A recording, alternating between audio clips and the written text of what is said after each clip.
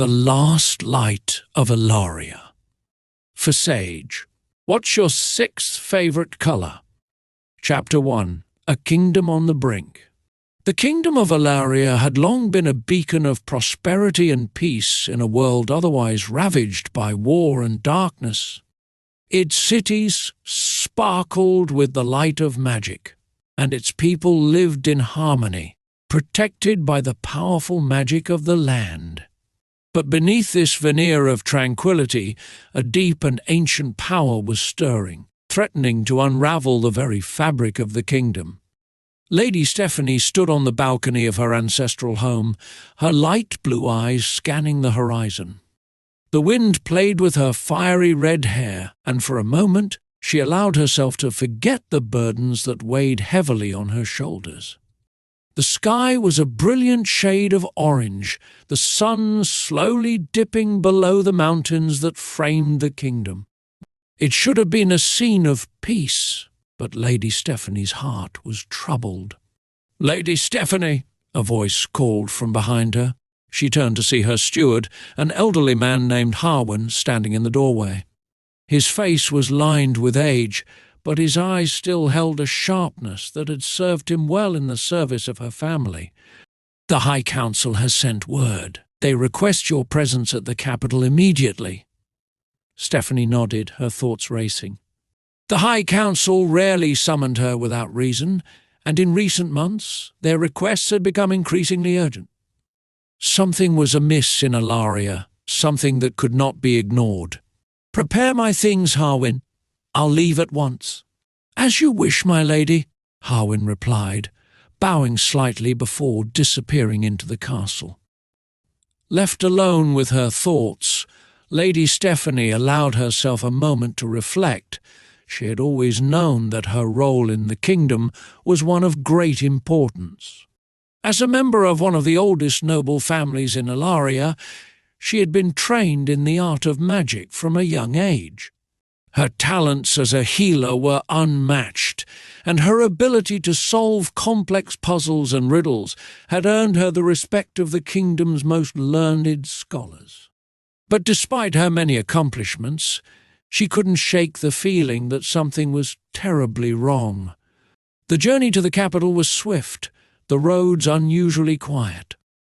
As she rode through the winding paths that led to the heart of Alaria, Lady Stephanie couldn't help but notice the subtle changes in the landscape. The once vibrant fields were tinged with an unnatural grey, and the air itself seemed heavy with a sense of foreboding. It was as if the kingdom itself was holding its breath, waiting for something to happen. When she arrived at the capital, the tension in the air was palpable. The city's normally bustling streets were eerily silent, and the people she passed wore expressions of fear and uncertainty. The towering spires of the High Council's citadel loomed ahead, casting long shadows over the city. Lady Stephanie was greeted by a pair of guards at the entrance to the citadel, their armour gleaming in the fading light. They bowed respectfully as she approached, and one of them stepped forward to escort her inside. "The council is waiting for you in the Chamber of Wisdom, my lady," the guard said, his voice low and solemn. "Thank you," Stephanie replied, her tone equally grave. She followed the guard through the labyrinthine corridors of the citadel, her footsteps echoing off the stone walls. The Chamber of Wisdom was one of the most revered places in all of Alaria, a place where the kingdom's most important decisions were made. Lady Stephanie had only been there a handful of times, each visit more daunting than the last. When she entered the chamber, she was met with the stern faces of the High Council members, seated in a semicircle around a massive stone table. At the centre of the table lay an ancient scroll, its edges worn and frayed from centuries of use. "Lady Stephanie," said Lord Cadwell, the head of the council, his voice deep and resonant, "thank you for coming on such short notice." "It is an honour to serve the kingdom, my lord," Stephanie replied, her gaze steady. "What is the matter that requires my immediate attention?" Lord Cadwell exchanged a glance with the other council members before speaking. "Alaria is in grave danger, Lady Stephanie. The magic that sustains our land is weakening, and we believe that the source of this disturbance lies within the ancient element known as curium." Stephanie's eyes narrowed. "Curium? The element of legend? It was said to have been lost centuries ago." "Indeed," Lord Cadwell said, his expression grim. "But we have reason to believe that it has been found, or at the very least, that it is within reach. Its power is both immense and unpredictable. If it falls into the wrong hands, the consequences could be catastrophic." "What would you have me do?" Lady Stephanie asked, her voice steady but her heart pounding with the weight of the task before her. "You must retrieve the curium and bring it back to the capital," Lord Cadwell replied. "But be warned, Lady Stephanie, you will not be the only one seeking it. Others have already been sent, and some may not have the kingdom's best interests at heart." The implication was clear. There would be competition, perhaps even enemies, on this mission. Lady Stephanie knew that this task would not be easy, but she also knew that she could not refuse. "I will leave immediately," she said, her resolve hardening. "The kingdom will not fall while I have the power to prevent it." Lord Cadwell nodded, his expression one of both relief and concern. "May the light of Alaria guide you, Lady Stephanie." With those final words she turned and left the chamber, her mind already racing with plans and strategies. She would need all her wits, her magic, and her strength for what lay ahead.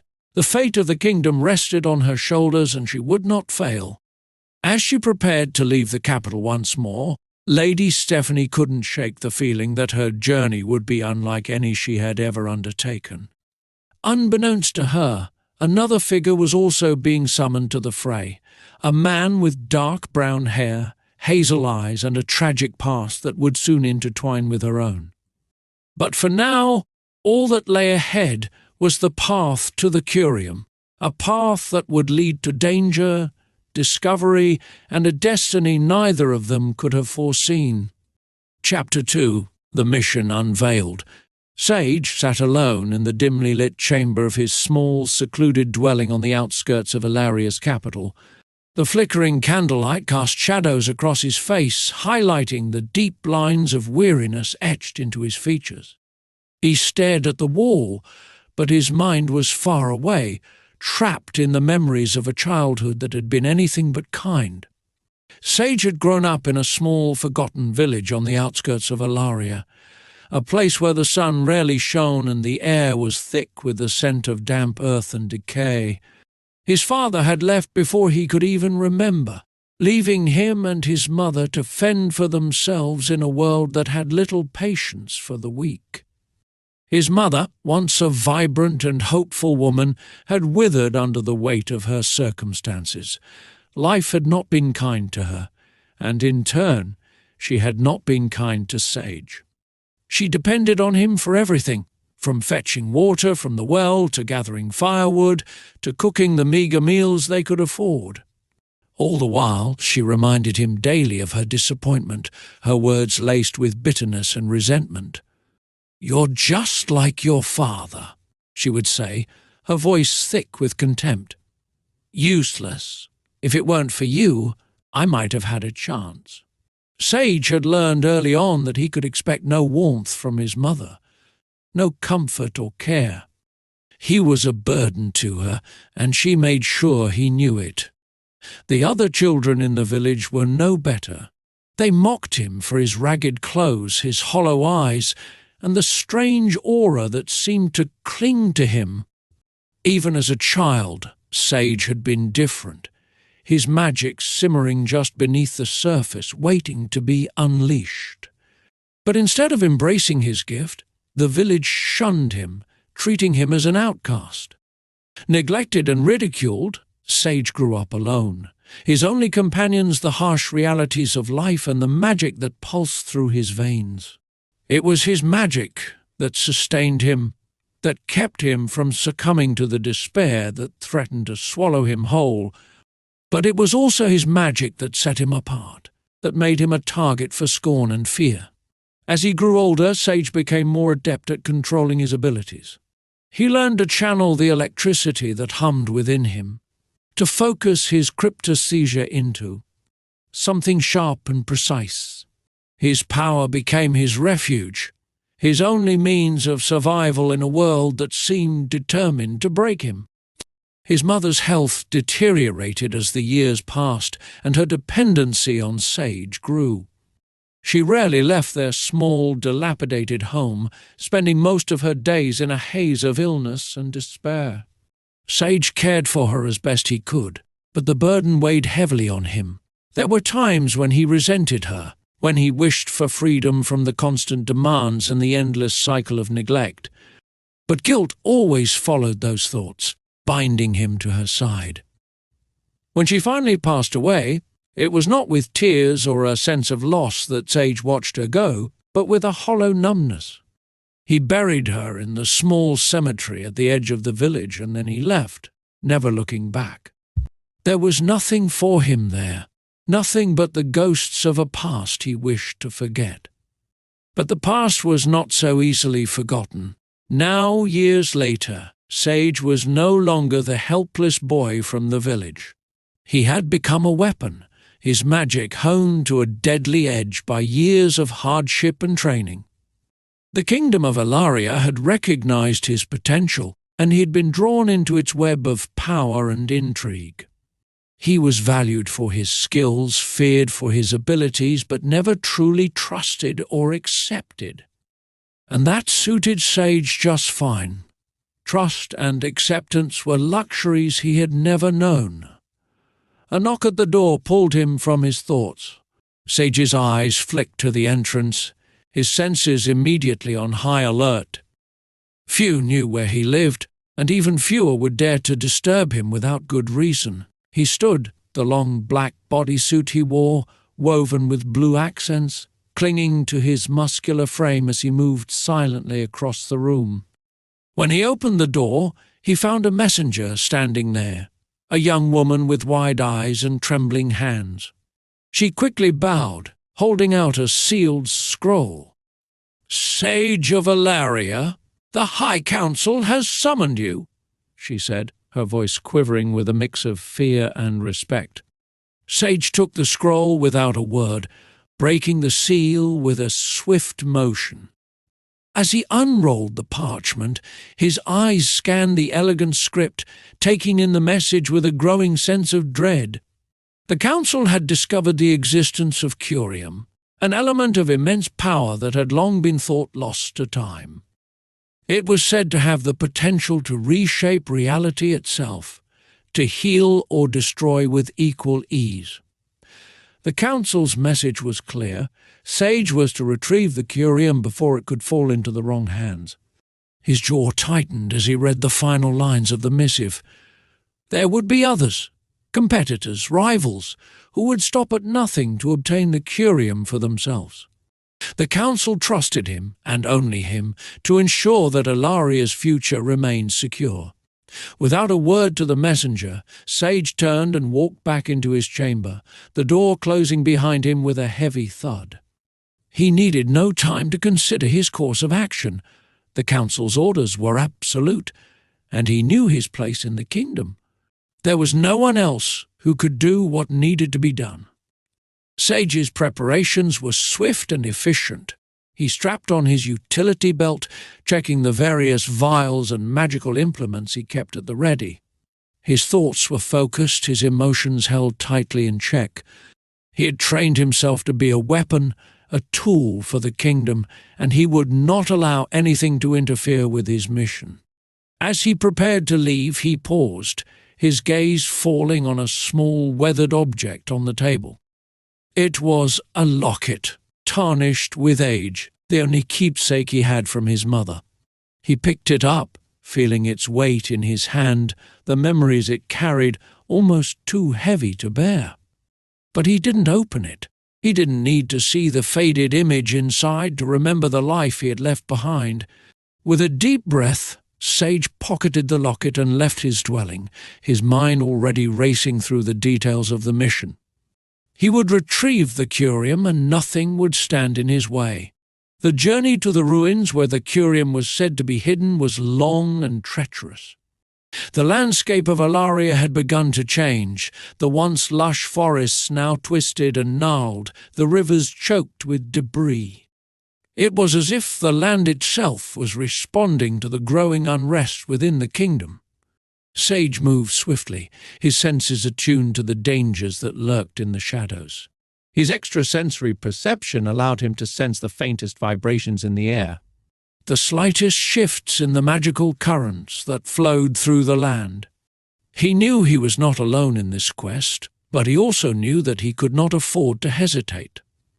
When he finally reached the outskirts of the ancient ruins, Sage paused, his eyes narrowing as he took in the scene before him. The ruins were vast, their crumbling stone structures covered in vines and moss. The air was thick with the scent of decay, and the ground beneath his feet was uneven, cracked by the passage of time. But it wasn't the ruins themselves that gave Sage pause. It was the presence he felt, a faint but unmistakable pulse of magic that resonated with his own. Someone was already here. Sage moved cautiously, his every sense on high alert as he entered the ruins. The air grew colder, and the shadows deepened as he ventured further inside. He could feel the curium's power, a constant thrumming in the back of his mind, pulling him deeper into the ancient structure. As he rounded a corner, he caught sight of a figure in the distance, a woman, her fiery red hair a stark contrast against the grey stone walls. She moved with purpose, her light blue eyes scanning the area as if searching for something. Sage's breath caught in his throat as he realized who she was. He had heard of Lady Stephanie, the famed healer and puzzle solver, known for her brilliance and unyielding determination. But what was she doing here? For a moment, Sage considered his options. He could try to avoid her, to continue his mission without confrontation. But something in the way she moved, the way she carried herself, told him that she was not to be underestimated. If she was here for the curium, then she was competition, and competition could not be ignored. He stepped forward, his movements deliberate, making just enough noise to draw her attention. Lady Stephanie turned, her eyes locking onto his with an intensity that took him by surprise. "Who are you?" she demanded, her voice steady but laced with suspicion. Sage held her gaze, ready for whatever might come next. His tragic past had forged him into a man who feared nothing except perhaps the memories he could never escape. "My name is Sage. And you?" "Lady Stephanie," she replied, her tone clipped. "What are you doing here?" "I could ask you the same question," Sage said, his eyes narrowing slightly. "But I think we both know why we're here." There was a moment of tense silence as they sized each other up, neither willing to show weakness. Finally, Lady Stephanie spoke, her voice cold and precise. "It seems we have the same goal. But I have no intention of letting anyone else interfere with my mission." "Nor do I," Sage replied evenly. "But perhaps it would be wise to consider our options. These ruins are dangerous, and the curium is not easily obtained. We might accomplish more if we work together." Lady Stephanie studied him for a long moment, her eyes flicking over his black bodysuit and the blue accents that seemed to pulse with a faint electric light. She could sense the power he held, the danger he represented, but she also knew that the mission was too important to let pride get in the way. "Very well," she said finally. "But know this, if you betray me, I will not hesitate to end you." Sage's lips curled into a faint smile, the first hint of emotion he had shown since their encounter. "I wouldn't expect anything less." With an unspoken understanding between them, the two turned their attention to the task at hand. The curium awaited them, hidden somewhere within the depths of the ruins, and neither would leave until they had secured it. Together they began their descent into the heart of the ancient structure, their footsteps echoing in the darkness. The path ahead was fraught with danger, but both Lady Stephanie and Sage knew that failure was not an option. The fate of Alaria rested on their shoulders, and they would do whatever it took to see their mission through to the end. Chapter 3. The Heart of the Ruins. The air grew colder as Lady Stephanie and Sage descended further into the ancient ruins, the oppressive weight of centuries pressing down on them. The walls of the corridor were etched with arcane symbols, their meaning lost to time, but the power they held was palpable. Each step they took seemed to resonate with the magic that thrummed through the ruins, a reminder of the dangers that lurked within. Sage's eyes scanned the darkness ahead, his senses attuned to the slightest disturbance. He had always been able to sense the flow of magic, a gift that had served him well in countless missions, but here in the ruins the magic was different. It was ancient, wild, and unpredictable, as if the very stones were alive with power. He could feel it tugging at the edges of his consciousness, urging him deeper into the labyrinth. Beside him, Lady Stephanie moved with a calm confidence that belied the tension she felt. Her mind raced as she took in their surroundings, analysing every detail, every nuance. The puzzles and traps that likely awaited them were not just obstacles but messages from the past, meant to test those who dared to seek the curium. She would need all her wits about her if they were to survive this. Lady Stephanie advanced through the ruins as Sage lingered for a moment, drawn to a faint shimmering light reflecting off the surface of a small, still pool of water hidden just inside a chamber deep within the ruins. The light was unusual, calling out to him. Cautiously, Sage approached the pool, kneeling beside it. The water was eerily calm, almost as if it were frozen in time. At the bottom, nestled among the rocks and debris, he spotted a small blue stone, its surface glowing with an ethereal light that seemed to pulse in time with his heartbeat.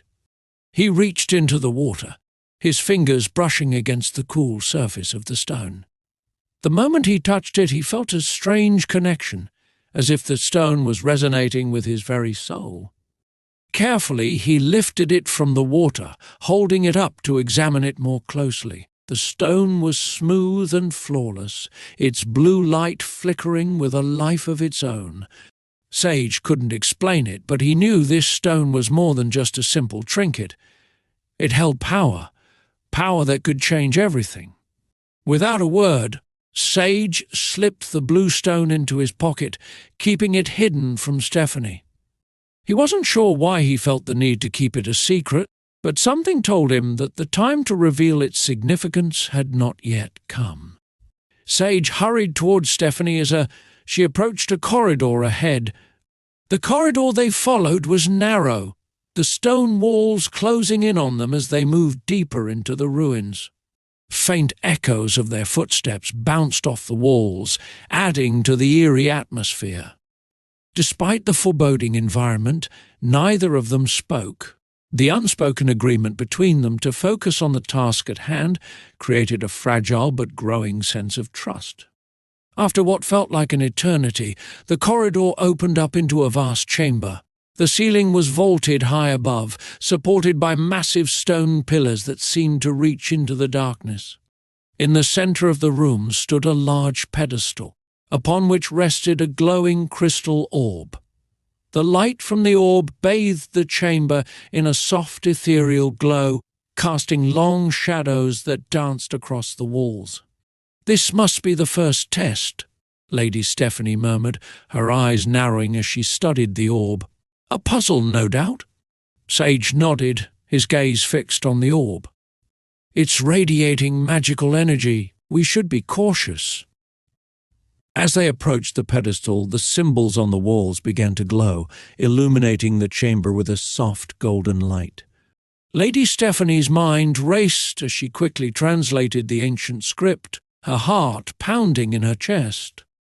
The riddle reads, "To unlock the path ahead, you must see what is hidden in plain sight.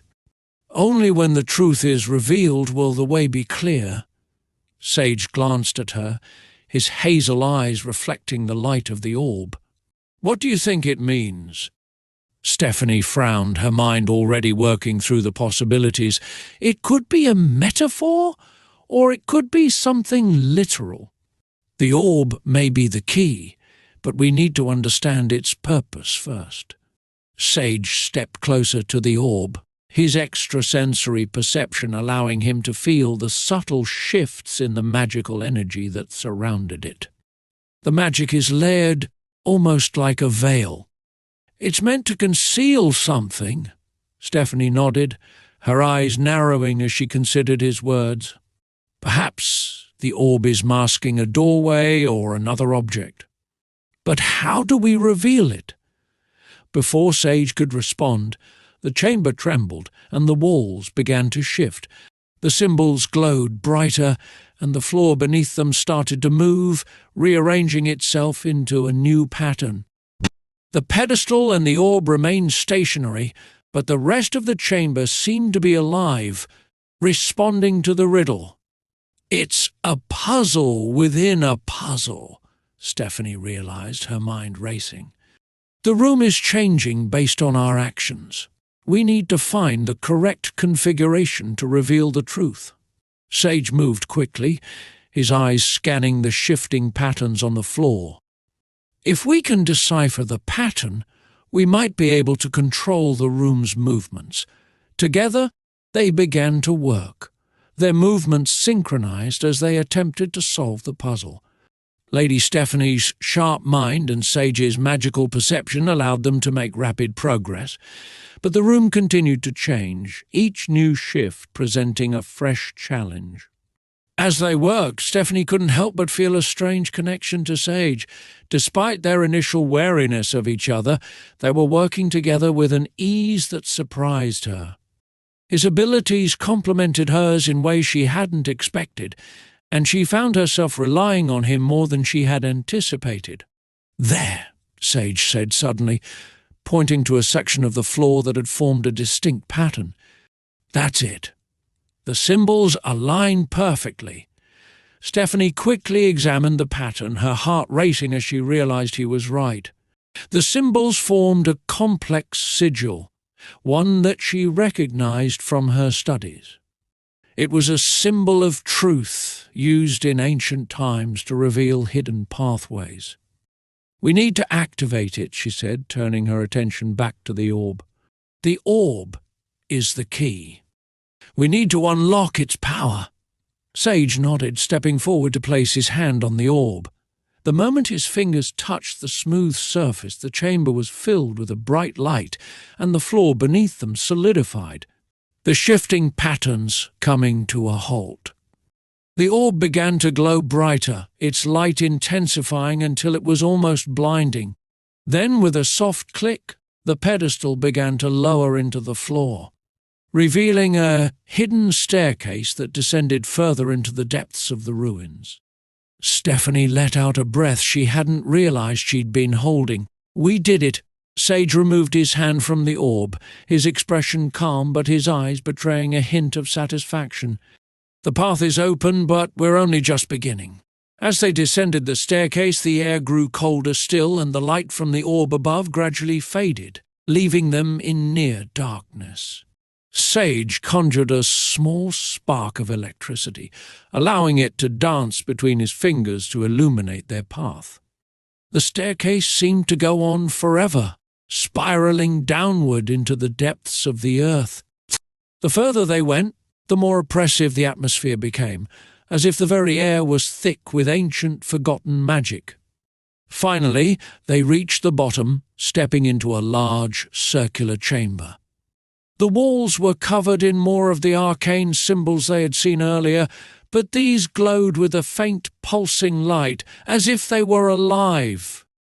In the center of the chamber was a large stone door, covered in intricate carvings that depicted scenes of battles long past. "This is it," Stephanie said quietly, her voice barely above a whisper.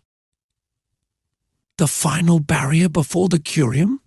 Sage nodded, his eyes scanning the room for any signs of danger. We should be careful. There's no telling what might be guarding this place. Stephanie stepped forward, her eyes fixed on the door. As she approached, the carvings on the door began to shift, the scenes of battle coming to life before their eyes. Warriors clashed, spells were cast, and great beasts roared in silence as the door's magic awakened. The door is responding to our presence, Stephanie observed, her mind racing. It's another puzzle, but this one is different. It's testing us. Sage stepped up beside her, his hand resting on the hilt of his sword. What do we do? Stephanie studied the shifting carvings, her mind working through the possibilities. We need to prove ourselves worthy. The door is testing our resolve, our strength, and our understanding of the past. Sage nodded, his eyes narrowing as he focused on the door. Then let's show it what we're made of. Together, they stepped closer to the door, the carvings shifting faster as they approached. The scenes of battle grew more intense, the magic within the door crackling with energy. Stephanie could feel the door's power, could sense its challenge. It was ancient and proud, a relic of a time when only the strongest and most cunning could survive. She raised her hand, placing it on the door's surface. The moment her fingers touched the stone, the carvings froze, the warriors halting mid-battle, the beasts caught in silent roars. The magic within the door surged, and Stephanie could feel it probing her mind, testing her knowledge, her resolve. She took a deep breath, focusing her thoughts. She had studied the history of Alaria, the legends of the ancient battles and the powerful magic that had shaped the kingdom. She knew the stories, the lessons they held. Now she had to prove it. The door is asking us to prove our worth, she said, her voice steady. We need to show it that we understand the past, that we're worthy of the curium. Sage stepped up beside her, placing his hand on the door. The moment his skin made contact, magic surged again, this time probing his mind. He could feel it searching for weaknesses, testing his strength and determination. We're ready, Sage said, his voice firm. We've come this far, and we won't turn back now. The door seemed to consider their resolve, its magic swirling around them, pressing against their minds. Then, slowly, the carvings began to shift again, this time forming a new pattern. The scenes of battle faded, replaced by a single image, two figures standing side by side, their hands raised in a gesture of unity. The door recognizes us, Stephanie said, a hint of wonder in her voice. It knows we're working together. Sage nodded, his eyes fixed on the door as the image of the two figures glowed brighter. Then, let's finish this. With a soft rumble, the stone door began to slide open, revealing a passageway beyond. The light from the door illuminated the path ahead, casting long shadows that stretched into the darkness. Lady Stephanie and Sage exchanged a glance, their mutual understanding deepening with each shared challenge. They were both aware that whatever lay ahead would demand more than just their combined skills, it would test their very souls. The passageway was narrow and winding, the walls pressing in on either side as they moved forward. The air was thick with the scent of earth and ancient stone, and the faint echoes of their footsteps were swallowed by the oppressive silence. The light from Sage's conjured electricity flickered across the walls, revealing more arcane symbols etched deep into the stone. These symbols seemed to pulse with a faint, almost imperceptible light, as though they were responding to the presence of the two intruders.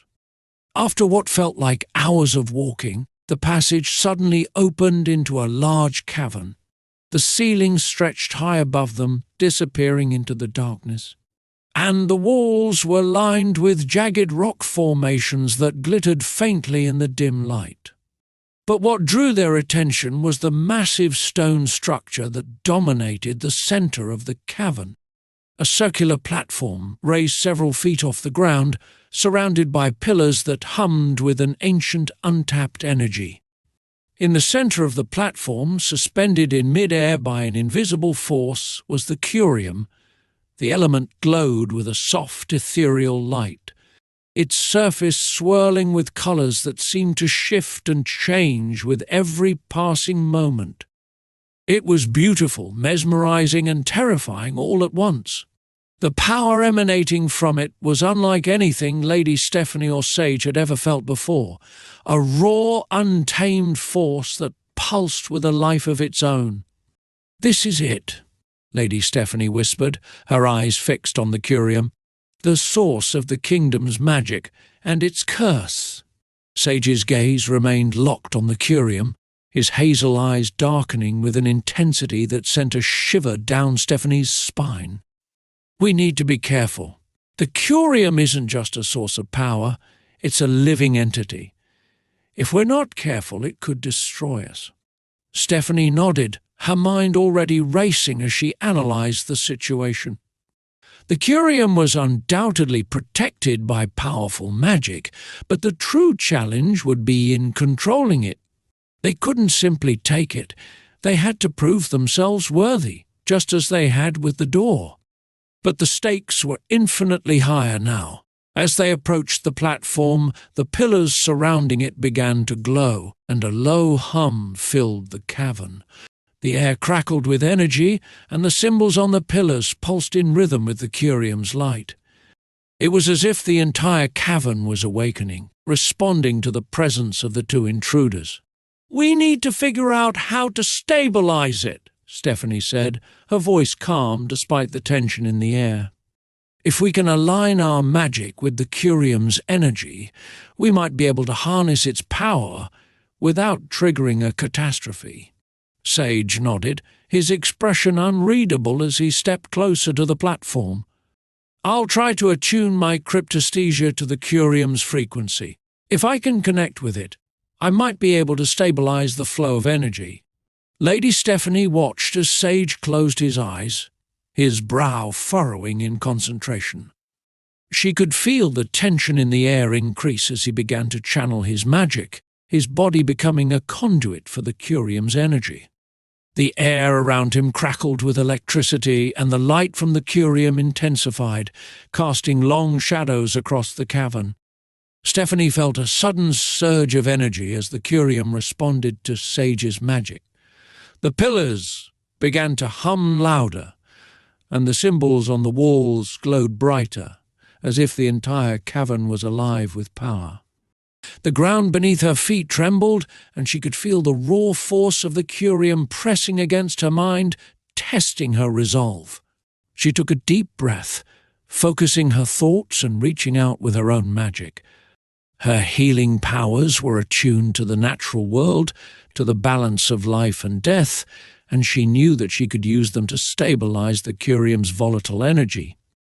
She closed her eyes, letting her magic flow through her, reaching out to the curium, seeking to understand its nature.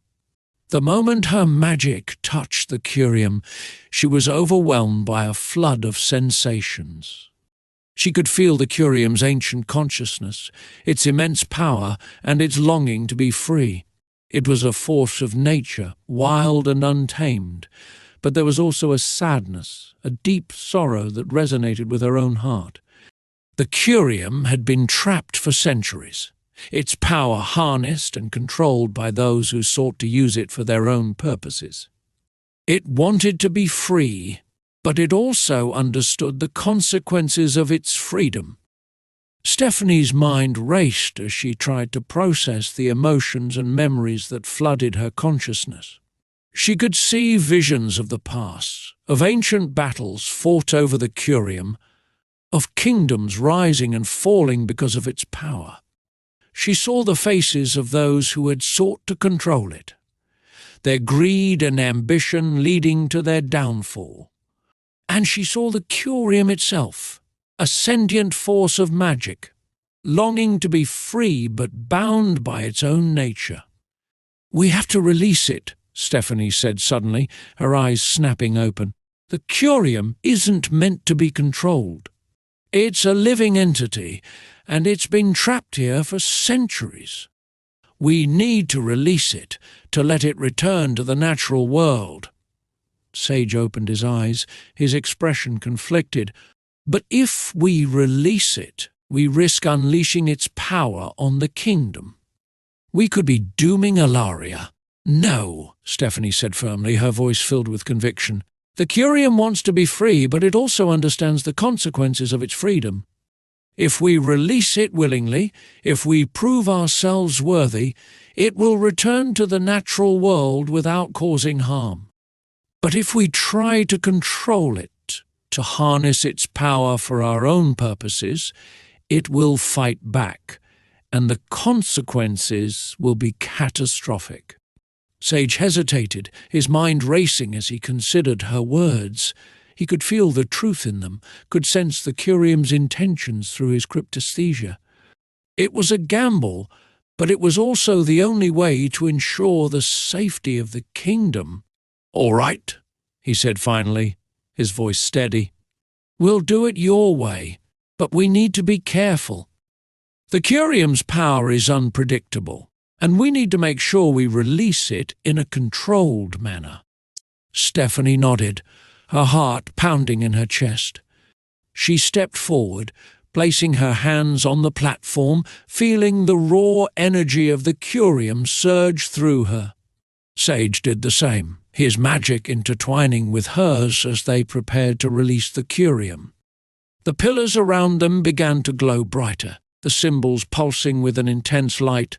The curium's energy surged, filling the cavern with a blinding light that forced them to close their eyes.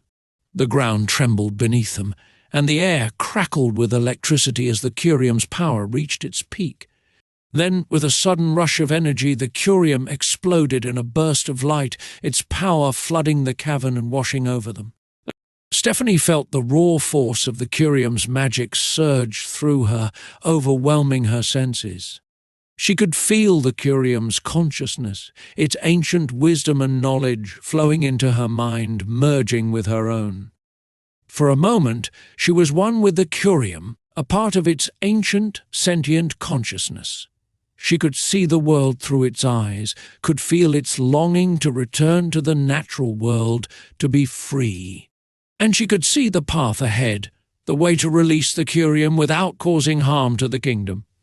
With a deep breath, Stephanie focused her magic, channeling the curium's energy through her and into the platform. She could feel Sage's magic intertwining with hers, his strength and resolve bolstering her own. Together, they guided the curium's power, directing it towards the symbols on the pillars, releasing the ancient magic that had bound it for centuries. The cavern was filled with a blinding light as the curium's power was released, its energy flowing out into the world, returning to the natural balance from which it had been taken. The ground trembled, the walls shook, and for a moment it felt as though the entire cavern would collapse. But then, just as suddenly as it had begun, the light faded, and the cavern fell silent. The curium was gone, its power released back into the world, and the platform lay empty, its purpose fulfilled. Stephanie opened her eyes, her breath coming in ragged gasps.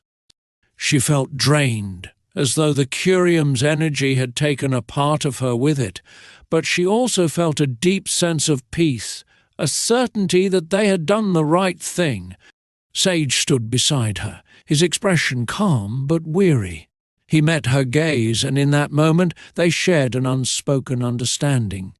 They had succeeded where others had failed, not by controlling the curium, but by releasing it, by proving themselves worthy. "The kingdom is safe," Stephanie said quietly, her voice filled with relief. "The curium has returned to the natural world, and its power is no longer a threat." Sage nodded, his gaze lingering on the empty platform. "But Our mission isn't over. We still need to find out who sent us here and why." Stephanie's eyes narrowed as she considered his words. The curium was only one piece of the puzzle.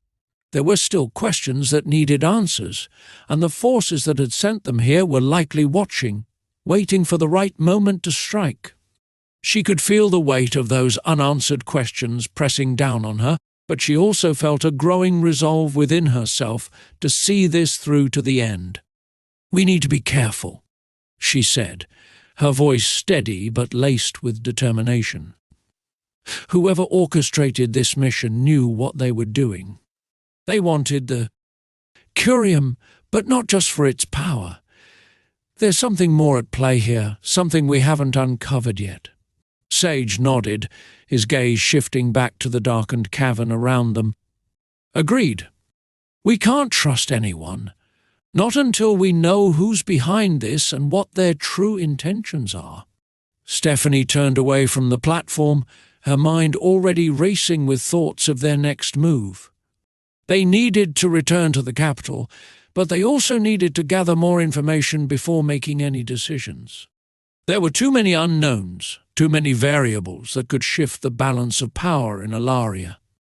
As they began their ascent back up the winding staircase, the weight of what they had just accomplished settled over them. The curium, once a source of great power and potential danger, was now free. Its energy returned to the natural world where it belonged. But the victory felt incomplete, overshadowed by the looming threat of whatever forces had set this chain of events in motion. The silence between them was heavy with unspoken thoughts as they retraced their steps through the ruins. Both Lady Stephanie and Sage were deep in their own reflections, considering the implications of what had transpired and what it might mean for the future of Alaria. When they finally emerged from the ruins into the cool night air, the stars overhead twinkled brightly, a stark contrast to the darkness they had left behind. The landscape around them was eerily quiet, as if the world itself was holding its breath, waiting to see what would happen next. Stephanie took a deep breath, letting the fresh air fill her lungs, grounding herself in the present moment. The curium might be free, but their journey was far from over. There were still enemies to face, puzzles to solve, and mysteries to unravel. "We should head back to the capital," she said, breaking the silence. "We need to report what we've found and figure out our next steps." Sage nodded, but his gaze remained fixed on the horizon, as if searching for something just beyond his reach. "We should also be prepared for whatever comes next. Whoever sent us on this mission won't be satisfied with failure." Stephanie frowned, considering his words. He was right. The forces they were up against were cunning and ruthless, and they wouldn't stop until they achieved their goals, whatever those might be. "Agreed," she said finally. "We'll need to stay vigilant and ready for anything, but for now let's focus on getting back to the capital and uncovering the truth." With that, they set off toward the distant lights of the capital, their thoughts heavy with the knowledge of what they had just faced and what was yet to come. The bond between them, forged in the heat of battle and the tension of their shared mission, was growing stronger, but so too were the challenges they would face. As they walked in silence, the curium's soft glow still lingered in Stephanie's mind, a reminder of the immense power they had encountered and the responsibilities that came with it. She knew that their journey was far from over, and that the trials ahead would test them both in ways they couldn't yet imagine. But she also knew that she wasn't alone. For the first time in a long while, Stephanie felt a sense of hope, tempered by the knowledge of the dangers that lay ahead. Together, she and Sage would face whatever came next, bound by a shared purpose and a growing trust that would see them through the darkest of times. The night air was cool against her skin as they continued their journey, the capital's lights growing brighter with each step. But even as they approached the city, Stephanie's mind was already turning to the next puzzle, the next challenge, and the mysteries that still needed to be solved. Whatever the future held, Lady Stephanie and Sage would face it together, their paths now irrevocably intertwined by the forces of fate and the power of the Curium. The adventure was just beginning, and the true test of their resolve was yet to come. Chapter 4. Whispers of Betrayal. The return journey to the capital was fraught with silence, both Lady Stephanie and Sage lost in their thoughts. The weight of what they had uncovered in the ruins lingered heavily in the air between them. The Curium, now freed, had left a void, one that they both knew would soon be filled by the scheming powers in Alaria. They needed answers, and they needed them quickly. As they approached the gates of the capital, the first light of dawn crept over the horizon, casting a pale golden glow across the city's stone walls. The capital, usually bustling with life, was eerily quiet at this hour, and the few guards stationed at the gates barely glanced at them as they passed. It was as if the city itself was holding its breath, awaiting the storm that was sure to follow. They made their way to the High Council's citadel, its towering spires casting long shadows over the city. The council would be waiting for their report, but Lady Stephanie and Sage had agreed on the journey back that they would not reveal everything they had learned, not yet. They needed to understand more before they could trust anyone with the full truth of what they had encountered. Inside the citadel, the air was thick with tension. The council chamber, where they had met Lord Cadwell before their mission, was a place of gravitas and authority. Its high ceilings and imposing architecture designed to impress upon all who entered the weight of their decisions. When they entered the chamber, they found the High Council already assembled, their faces grim with the anticipation of their report. Lord Cadwell, seated at the head of the table, regarded them with a stern gaze, his fingers steepled beneath his chin. "Lady Stephanie, Sage," he began, his voice measured and controlled, "we have been eagerly awaiting your return. Tell us, what have you discovered?" Stephanie exchanged a glance with Sage before stepping forward, her mind carefully weighing her words. The Curium was indeed found, but its power was far greater than any of us could have imagined. It was not simply an element, it was a sentient force, bound by ancient magic. We released it back into the natural world, where it can no longer be used for guile. A murmur of surprise and concern rippled through the council members, but Lord Cadwell held up a hand, silencing them. "Released?" he repeated, his eyes narrowing slightly. "That is unexpected. Did you encounter any opposition?" Sage stepped forward now, his expression unreadable. "There were others seeking the Curium, but we neutralized the immediate threats. However, we believe that the mission itself may have been a setup, an attempt to use us to obtain the Curium's power." The council members exchanged worried glances, and Lord Cadwell's expression darkened. "A setup? By whom?" "We're not certain," Lady Stephanie replied, choosing her words carefully. "But the evidence suggests that someone within the kingdom, or perhaps with influence over the kingdom, orchestrated this. The Curium was never meant to be controlled by a single entity. Whoever sent us on this mission knew that, and they knew the consequences if we failed." Lord Cadwell leaned back in his chair, his gaze thoughtful. "This is troubling news indeed. The council will need time to deliberate on this matter. In the meantime, I must ask that you both remain in the capital. We may need your assistance again soon." Stephanie and Sage both inclined their heads in acknowledgement, but neither could shake the feeling that the council was hiding something, or perhaps that they themselves were part of a larger game being played. As they left the chamber, Sage turned to Stephanie, his voice low. "We need to find out who's behind this. The council isn't telling us everything, and we can't afford to be in the dark. Stephanie nodded, her mind already working through the possibilities. Agreed, but we need to be careful. Whoever's pulling the strings has power and resources. If they know we're onto them, they could strike before we're ready. Sage's gaze hardened, his thoughts turning to the curium and the ancient magic they had encountered. We need to follow the trail. Start with the mission orders, who issued them, who knew about them, and who had the most to gain from our success or failure. Stephanie's lips tightened in determination. We should also look into the history of the curium itself.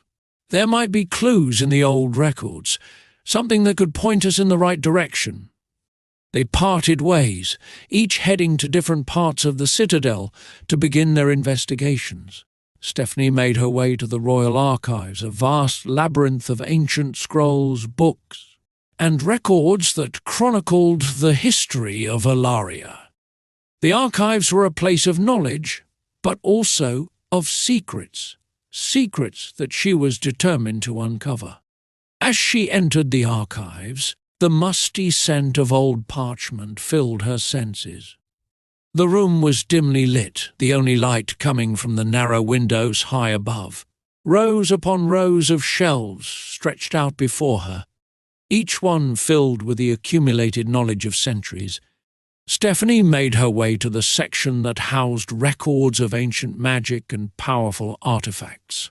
She needed to learn everything she could about the curium, its origins, its power, and why someone would go to such lengths to control it.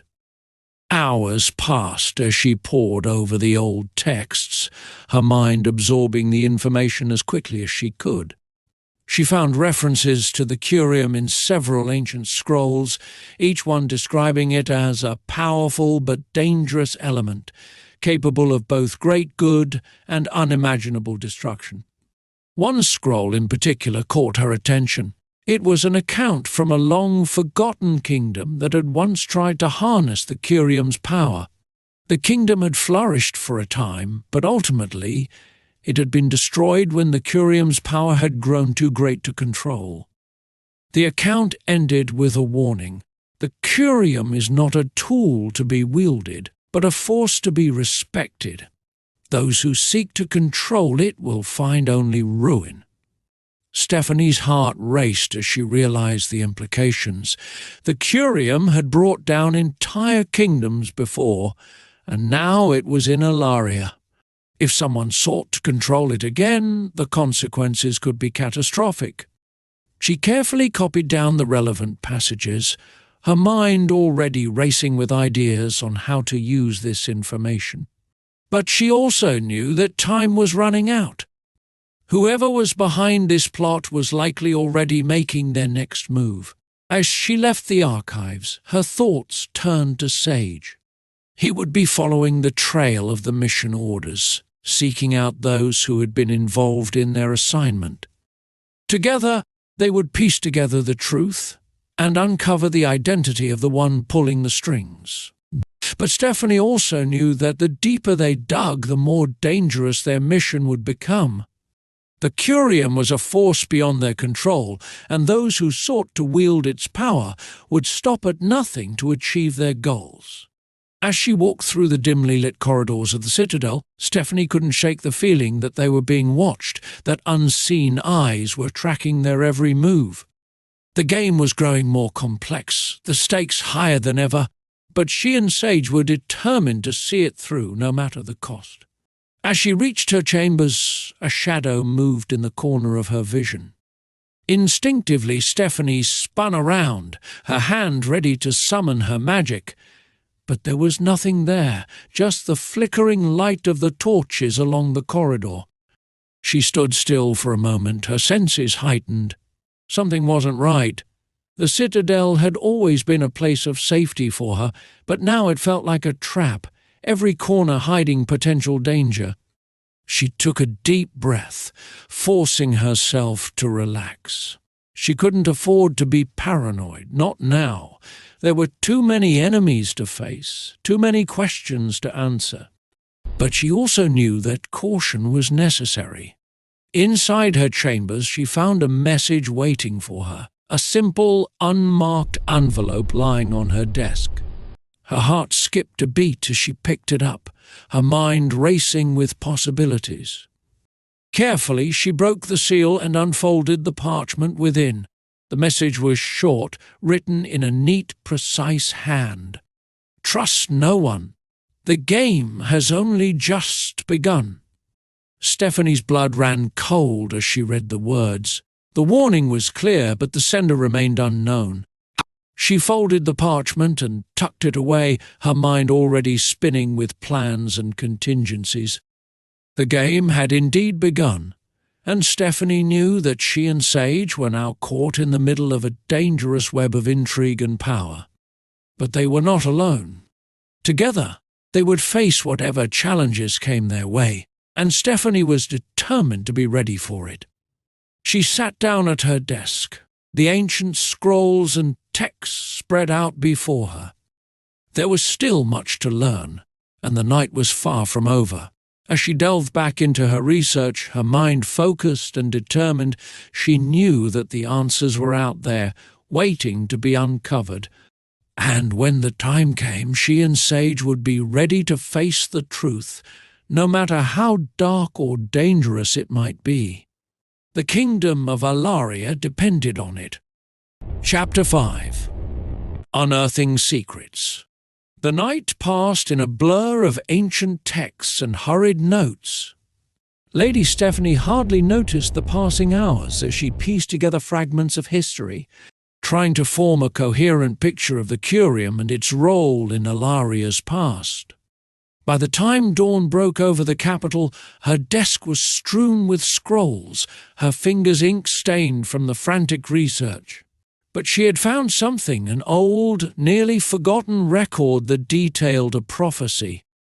It spoke of a time when the Curium would resurface, a time when the kingdom would be on the brink of destruction, and only those with pure hearts and steadfast resolve could prevent the calamity. The prophecy was vague, filled with poetic language and cryptic metaphors, but it was clear on one point: the Curium was both a blessing and a curse. Stephanie's heart sank as she realized the enormity of what they were dealing with. The Curium's return had been foretold, and its presence in the kingdom was no accident. Someone had known about the prophecy, someone who had been waiting for this moment, perhaps even orchestrating events to ensure that the Curium was brought to light. But who? And why? She had no answers, only more questions. She needed to speak with Sage, to share what she had discovered and to see what he had uncovered in his own investigation. Together they might be able to make sense of the puzzle. Leaving her chambers, Stephanie made her way through the winding corridors of the citadel, her thoughts consumed by the mysteries she had uncovered. The citadel was beginning to wake as servants and guards went about their morning routines, but Stephanie hardly noticed them. Her mind was focused on the task at hand. When she reached the room where she and Sage had agreed to meet, she found him already there, his expression grim. He looked up as she entered, his eyes reflecting the same weariness she felt.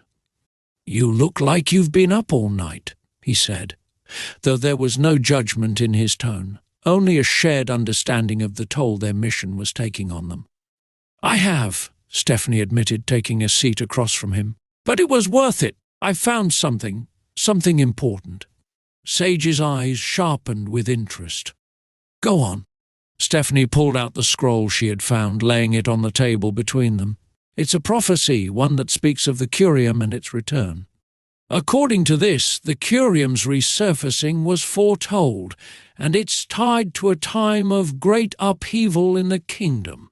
The prophecy suggests that the Curium's power could either save or destroy Alaria, depending on who controls it." Sage frowned, his fingers tracing the edges of the scroll. A prophecy? That would explain why someone would go to such lengths to obtain the Curium. They must believe they can control it, or that it's their destiny to do so. Stephanie nodded. But that's not all. The prophecy also speaks of a test, one that only those with pure hearts and steadfast resolve can pass. If the curium falls into the wrong hands, it could spell the end of the kingdom. Sage's expression grew darker. And we have no idea who these wrong hands belong to. Not yet, Stephanie said, her voice tinged with frustration. But I'm certain that the council is involved in this somehow. Whether they're orchestrating it or simply being manipulated, I don't know. But they're hiding something from us. Sage leaned back in his chair, his gaze thoughtful. I've been following the trail of the mission orders, trying to trace them back to their source. So far, all I've found are dead ends and false leads. Whoever is behind this has covered their tracks well. Stephanie felt a pang of unease. It's like we're dealing with a ghost, someone who can manipulate events from the shadows without leaving any trace. Exactly, Sage agreed. But I did find one thing, a name, Aldrich. It was buried deep in the mission records, almost as if someone tried to erase it. I'm not sure who he is or what his connection to the curium might be, but it's a lead. Stephanie's eyes widened at the name. Aldrich. I've heard that name before, but I can't place it. It must be connected to something ancient, something tied to the curium's history. Sage nodded. It's possible. We need to find out who Aldrich is and what role he's playing in all of this. If he's the one behind the mission, he might be the key to understanding everything. Stephanie's mind raced, trying to remember where she had heard the name before. It was familiar, but distant, like a memory from a dream. We need to look into the history of Alaria's noble families, especially those who were involved in magic and the curium. Aldrich might be connected to one of them. Sage's gaze met hers, his expression determined. Then let's start with the oldest records. The answer has to be there somewhere. They spent the rest of the morning in the archives, poring over genealogies and ancient histories. The name Aldrich appeared a few times, but always in vague terms, mentioned in passing as a powerful mage, a nobleman with ties to the royal family, a figure shrouded in mystery. It was clear that whoever Aldrich was, he had been a significant figure in Alaria's past, but his true identity and role remained elusive. Finally, Stephanie found a reference in an old, dust-covered tome, one that sent a chill down her spine. Aldrich had been a member of the original High Council centuries ago, when the kingdom was first founded. He had been instrumental in sealing away the curium after it had nearly destroyed the fledgling kingdom. According to the text, Aldrich had been a master of ancient magic, a mage of unparalleled skill, but his obsession with the curium had driven him to madness. Aldrich was one of the original council members, Stephanie said, her voice hushed with awe and fear. He was the one who sealed away the curium, but he became obsessed with its power. It's said he disappeared after the curium was hidden, but there were rumors that he had found a way to extend his life, that he was still searching for the curium even after all these years. Sage's eyes narrowed. If he's still alive, then he's had centuries to plan this. He could be the one pulling the strings, manipulating events from the shadows to reclaim the curium. Stephanie nodded, her heart pounding. And if that's true, then we're dealing with someone far more dangerous than we ever imagined. Someone who's been waiting for this moment for centuries. Sage's jaw tightened. We need to stop him. Whatever his plan is, it can't be good for Alaria. But we can't do it alone. We need allies, people we can trust, who aren't under Aldrich's influence. Stephanie agreed, but the question of who they could trust weighed heavily on her mind. The council was compromised, and there were few others they could turn to. But they couldn't face Aldrich alone. Not if he truly was the ancient mage they believed him to be. "We'll need to be careful," Stephanie said, her voice filled with resolve. "We need to gather more information, find out exactly what Aldrich is planning, and stop him before he can use the curium to destroy the kingdom." Sage nodded, his gaze filled with determination. "Agreed. We'll start by finding out where Aldrich is hiding. If he's still alive, he has to be somewhere, and we'll need to figure out how to counter his magic. If he's truly as powerful as the legends say, we'll need every advantage we can get." Stephanie took a deep breath, trying to steady her racing thoughts. The pieces were finally starting to come together, but the picture they formed was more terrifying than she had anticipated. They were up against an ancient mage with centuries of knowledge and power, and the fate of Alaria hung in the balance. But they weren't without hope. They had each other, and together they had already faced impossible odds. Stephanie knew that they could do it again, but they would have to be smarter, faster, and more cunning than ever before. As they left the archives, Stephanie and Sage shared a look of mutual understanding. The battle ahead would be their greatest yet, and they would need to rely on each other more than ever. But they were ready. Aldrich had waited centuries for this moment, but so had the kingdom's protectors, those who would stand against him. The time for secrets was over. The time for action had begun. Chapter 6: An Uneasy Alliance. The revelation about Aldrich hung heavily between Lady Stephanie and Sage as they made their way back through the labyrinthine corridors of the citadel. The knowledge that they were facing an enemy who had lived for centuries, who had once been among the most powerful mages in Alaria, was daunting. But it also fueled their resolve. They had to stop him, no matter the cost.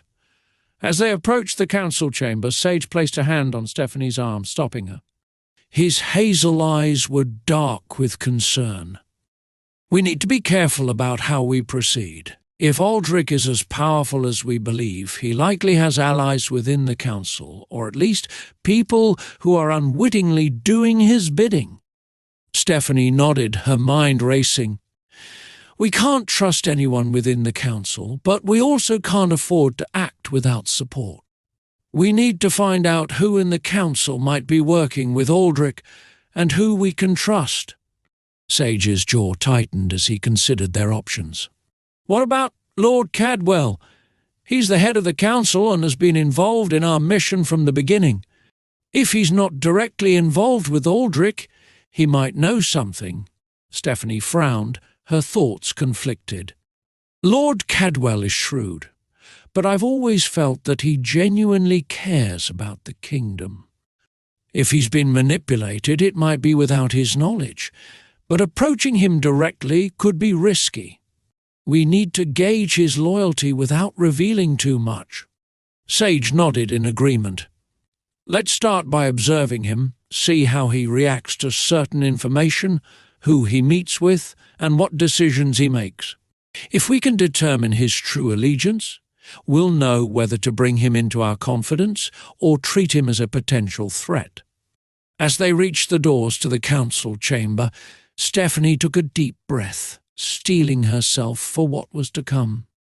The chamber was already filled with the council members, their expressions tense as they awaited the outcome of the discussion that was about to unfold. Lord Cadwell sat at the head of the table, his gaze sharp as he watched Stephanie and Sage enter.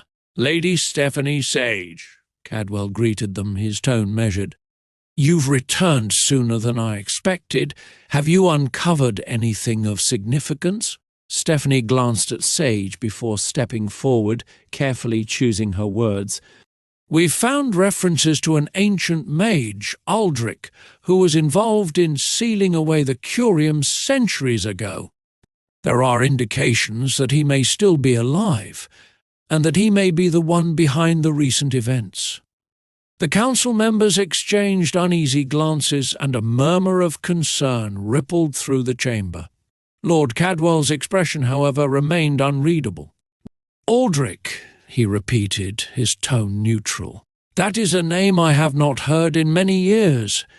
If what you say is true, then we are facing an unprecedented threat.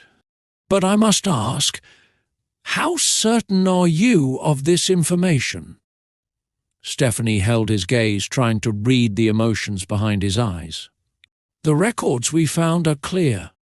Aldrich's obsession with the curium was well documented, and there are accounts of him seeking to extend his life through ancient magic.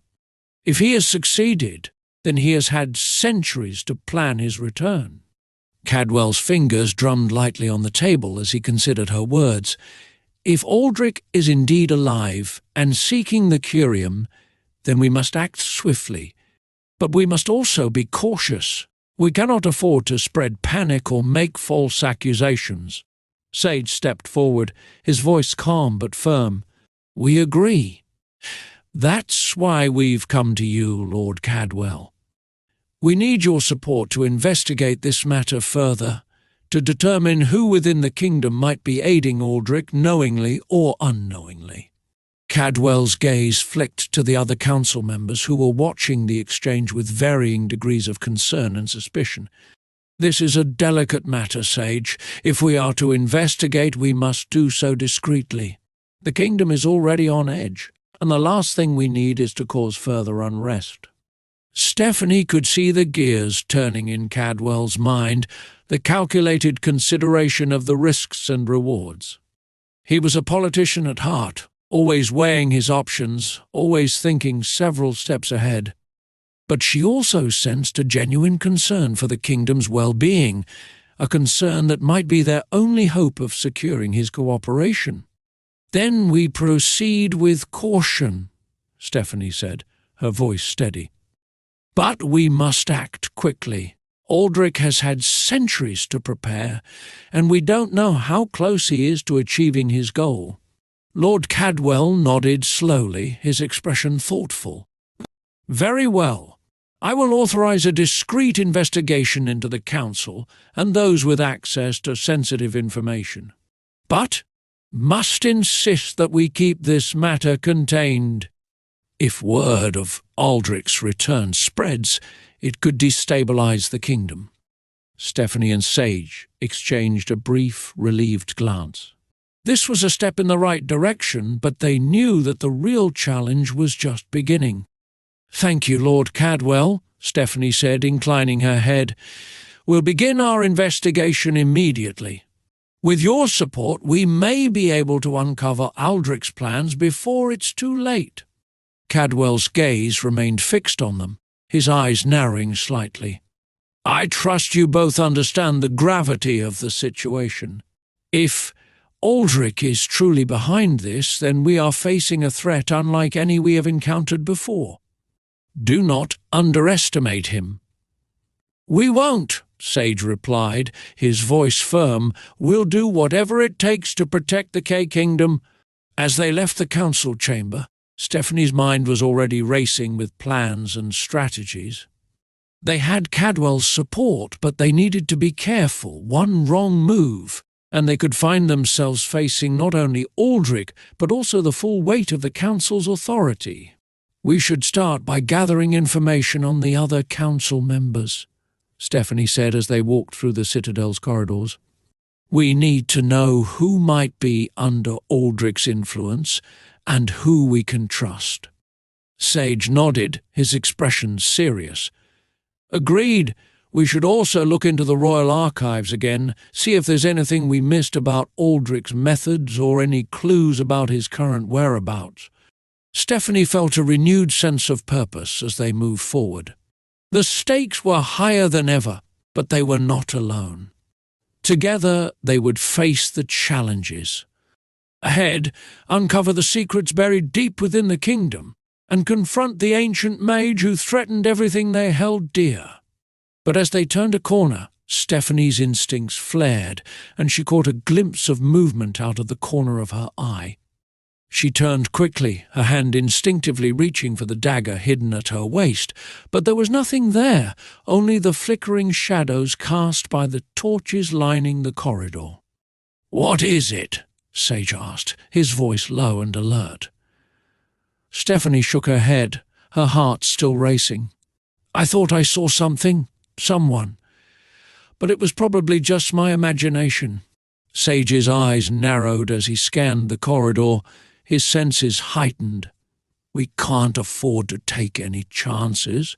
If Aldrich is aware of our investigation, he may already be moving against us. Stephanie nodded, her mind racing. The game had become more dangerous, the stakes higher than ever. But they were prepared. They had each other, and they had the knowledge they had uncovered. As they continued on their way, both of them remained on high alert, aware that they were now walking a razor's edge. The uneasy alliance with Lord Cadwell was only the beginning, and the true test of their resolve was yet to come. The kingdom of Alaria was at a crossroads, and the path they chose would determine its fate. Together, Stephanie and Sage would forge ahead, uncover the truth, and confront the ancient enemy that threatened to tear their world apart. But they both knew that the road ahead would be fraught with danger, and the price of failure would be more than they could bear.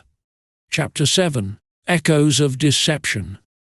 The days that followed were filled with tension and intrigue.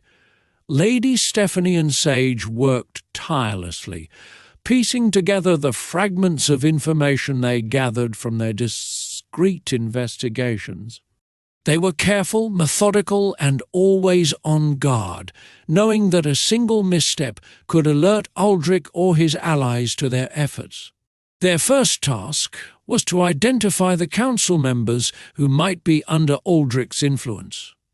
Lord Cadwell had provided them with access to various records and reports, but much of the information was either incomplete or carefully sanitized. It was clear that whoever was working with Aldrich had gone to great lengths to cover their tracks. Despite the challenges, Stephanie and Sage began to notice patterns, meetings that seemed innocuous on the surface but hinted at deeper connections. Decisions made by the council that aligned too closely with Aldrich's suspected goals. It became apparent that at least a few members of the council were either knowingly or unknowingly aiding Aldrich's plans. One name in particular stood out, Lord Varron, a senior council member known for his shrewd political manoeuvring and close ties to the kingdom's military. His recent actions had raised red flags. He had pushed for certain initiatives that seemed to undermine the kingdom's defences, and his meetings with certain influential figures were always behind closed doors, with no records kept. Lord Varron has always been a political animal, Stephanie said one evening as they reviewed their findings in her chambers. But these recent moves suggest that he's playing a much deeper game. If he's working with Aldrich, then we need to find out what he's planning. Sage nodded, his brow furrowed in thought. Varron's influence extends far beyond the council. If he's compromised, it could mean that Aldrich has his hands on the kingdom's military as well. We can't afford to confront him directly. Not yet. We need more evidence, something concrete that ties him to Aldrich. Their discussions continued late into the night, but as the hours passed, Stephanie couldn't shake the growing sense of unease that gnawed at her. The more they uncovered, the more it seemed that Aldrich's influence had spread further than they had anticipated. The kingdom's foundation was beginning to crack, and they were running out of time to stop it. By the time dawn broke, they had formed a plan. They would shadow Lord Varron, track his movements, and gather evidence of his dealings. But they would need to be cautious. Varron was not a man to be underestimated, and any sign that they were onto him could provoke a swift and dangerous response. The following day, Stephanie and Sage set their plan into motion. Sage, with his ability to sense magical auras and subtle disturbances in the environment, took the lead in tracking Varron. Meanwhile, Stephanie used her connections within the palace to discreetly gather information on his associates and the guards he frequently met with. It wasn't long before they uncovered a crucial piece of information. Varron had arranged a secret meeting in the lower levels of the citadel in a chamber rarely used and known only to a select few. The timing and location were suspicious, and the fact that Varron had gone to great lengths to conceal it only added to their suspicions. "We need to be there," Sage said as they discussed their next move. "If Varron is meeting with Aldrich or one of his agents, this could be our chance to gather the evidence we need." Stephanie agreed, but she couldn't shake the feeling of impending danger. "We have to be careful. If Varron suspects we're on to him, we could be walking into a trap." Sage's eyes darkened with resolve. "I'll go in first. I can cloak my presence and stay hidden while you cover the exits. If something goes wrong, we'll regroup and reassess." Stephanie hesitated, her instincts warning her of the risks. But they had come too far to back down now. They needed to know what Varron was planning, and this might be their only chance to stop him. "All right," she said finally, "but don't take any unnecessary risks. We need you in one piece." Sage gave her a small, reassuring smile, the dimple on his right cheek showing briefly. "Don't worry, Stephanie. I'll be careful." That evening they made their way to the lower levels of the citadel, moving silently through the darkened corridors. The chamber where Varron was set to meet was deep within the fortress, far from the prying eyes of the palace's inhabitants. The walls here were damp and cold, the air thick with the scent of old stone and forgotten secrets. When they reached the chamber, Sage gestured for Stephanie to stay back, then moved forward, his form blending into the shadows as he approached the door. Stephanie watched from her concealed position, her heart pounding in her chest as she waited for any sign of movement. Moments later, the door to the chamber opened and two figures stepped inside, Varron and a cloaked individual whose face was obscured by the hood of their robe. Stephanie's breath caught in her throat as she realized that this could be Aldrich himself, or at least one of his most trusted agents. Sage slipped inside the chamber just as the door closed, leaving Stephanie alone in the dimly lit corridor. She strained her ears, trying to catch any sound that might indicate what was happening inside, but the thick stone walls muffled all noise. Minutes ticked by, each one feeling like an eternity. Stephanie's nerves were stretched to the breaking point, every muscle in her body coiled with tension. She had to trust Sage. He was skilled, resourceful, and more than capable of handling himself. But the uncertainty gnawed at her, the fear that something could go wrong. Finally, the door to the chamber creaked open, and the two figures emerged. Varron was speaking in low tones to the cloaked individual, his expression serious. Stephanie couldn't hear what was being said, but she could see the tension in Varron's posture, the way his hands clenched and unclenched at his sides. As the figures disappeared down the corridor, Stephanie waited until she was sure they were out of earshot before moving to the door. She pressed her ear against the cold wood, listening for any sign of Sage. When she heard nothing, she carefully opened the door and slipped inside. The chamber was dark, lit only by a single flickering torch on the far wall. The air was thick with the scent of burnt incense and something else, something acrid and metallic. Stephanie's heart pounded in her chest as she scanned the room, searching for any sign of Sage. "Sage?" she called out softly, her voice barely above a whisper. There was no response. The chamber was empty, save for a few scattered pieces of parchment on the floor and an old weathered table in the centre of the room. Panic began to rise in Stephanie's chest as she realized that Sage was nowhere to be found. Before she could move, a cold hand clamped down on her shoulder and a voice whispered in her ear, "Looking for something?"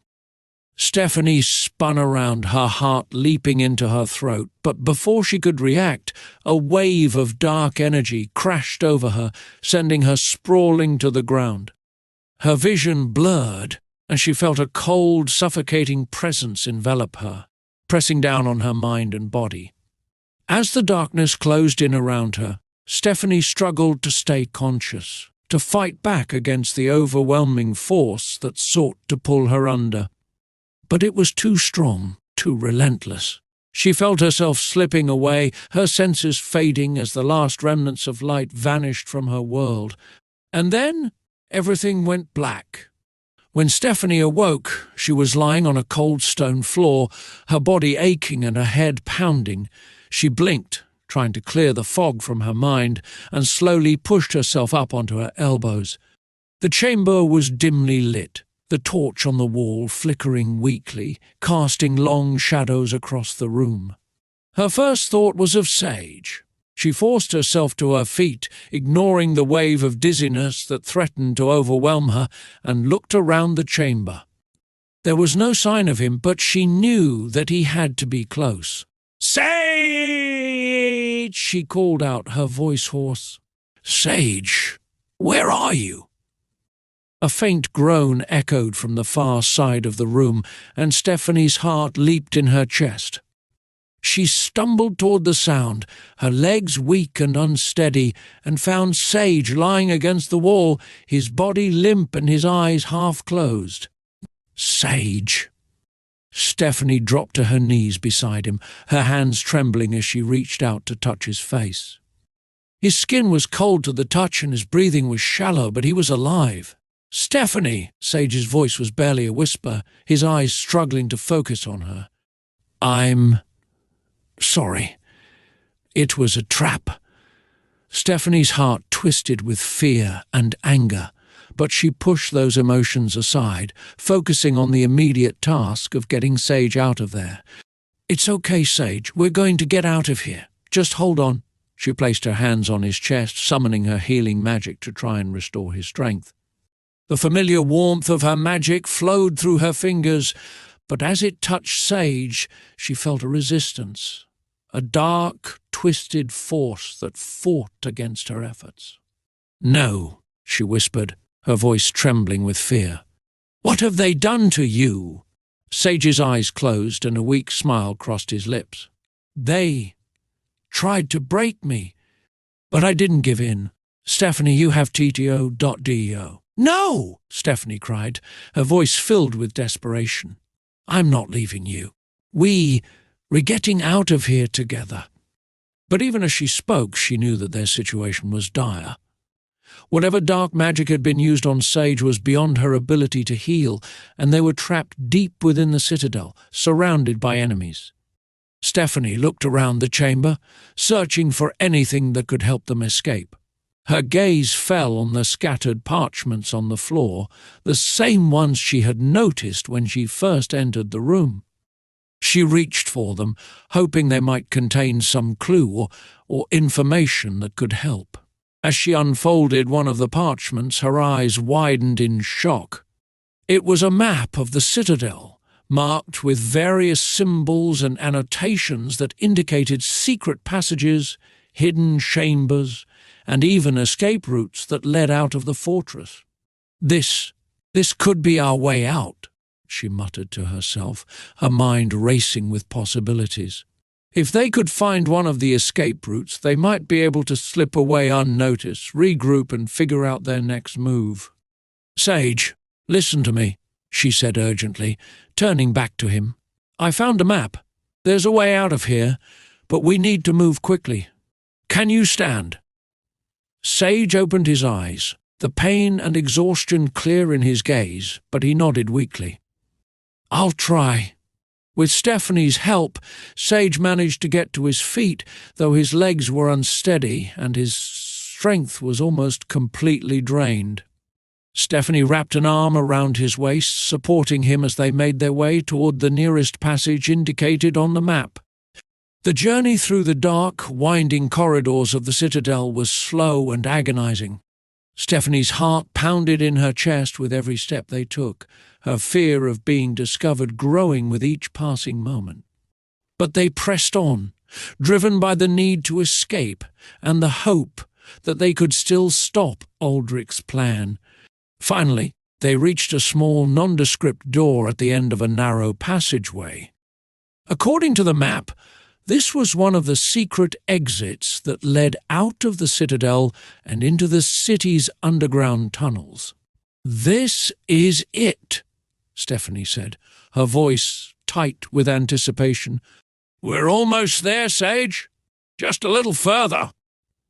Sage nodded weakly, his eyes half closed as he leaned heavily on Stephanie. Together they pushed open the door and stepped into the darkness beyond.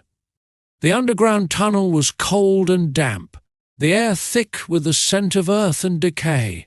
The walls were rough and uneven. The darkness of the tunnel pressed in around them, and the weight of their situation bore down on her like a heavy shroud. As they pressed on, Stephanie's thoughts turned to Aldrich. The ancient mage had shown his hand, revealing the extent of his power and his willingness to use any means necessary to achieve his goals. But Stephanie also knew that they now had something Aldrich likely hadn't anticipated, a knowledge of his plans and a map of the citadel that could lead them to key locations, allies, and perhaps even to Aldrich himself. They would need to regroup, gather their strength, and formulate a new plan. The kingdom was still in danger, and they couldn't afford to fail. But, for now, their priority was escape. After what felt like hours of walking, the tunnel finally opened up into a larger cavern. The air here was fresher, and a faint breeze whispered through the darkness, carrying with it the scent of the forest above. "We made it," Stephanie breathed, relief flooding through her as she saw the faint outline of an exit at the far end of the cavern. "We're almost out, Sage. Just a little further." Sage's response was a weak nod, his strength nearly gone. But with Stephanie's help, they made their way to the exit, the promise of freedom and safety driving them forward. When they finally stepped out into the open air, Stephanie felt a wave of relief and exhaustion wash over her. The forest stretched out before them, the trees swaying gently in the night breeze. They were free, but the battle was far from over. She looked down at Sage, who had collapsed to his knees beside her, his breathing shallow and laboured. They needed to find a safe place to rest, to regroup and heal, but Stephanie also knew that time was running out. Aldrich was still out there, his plans advancing with every passing moment.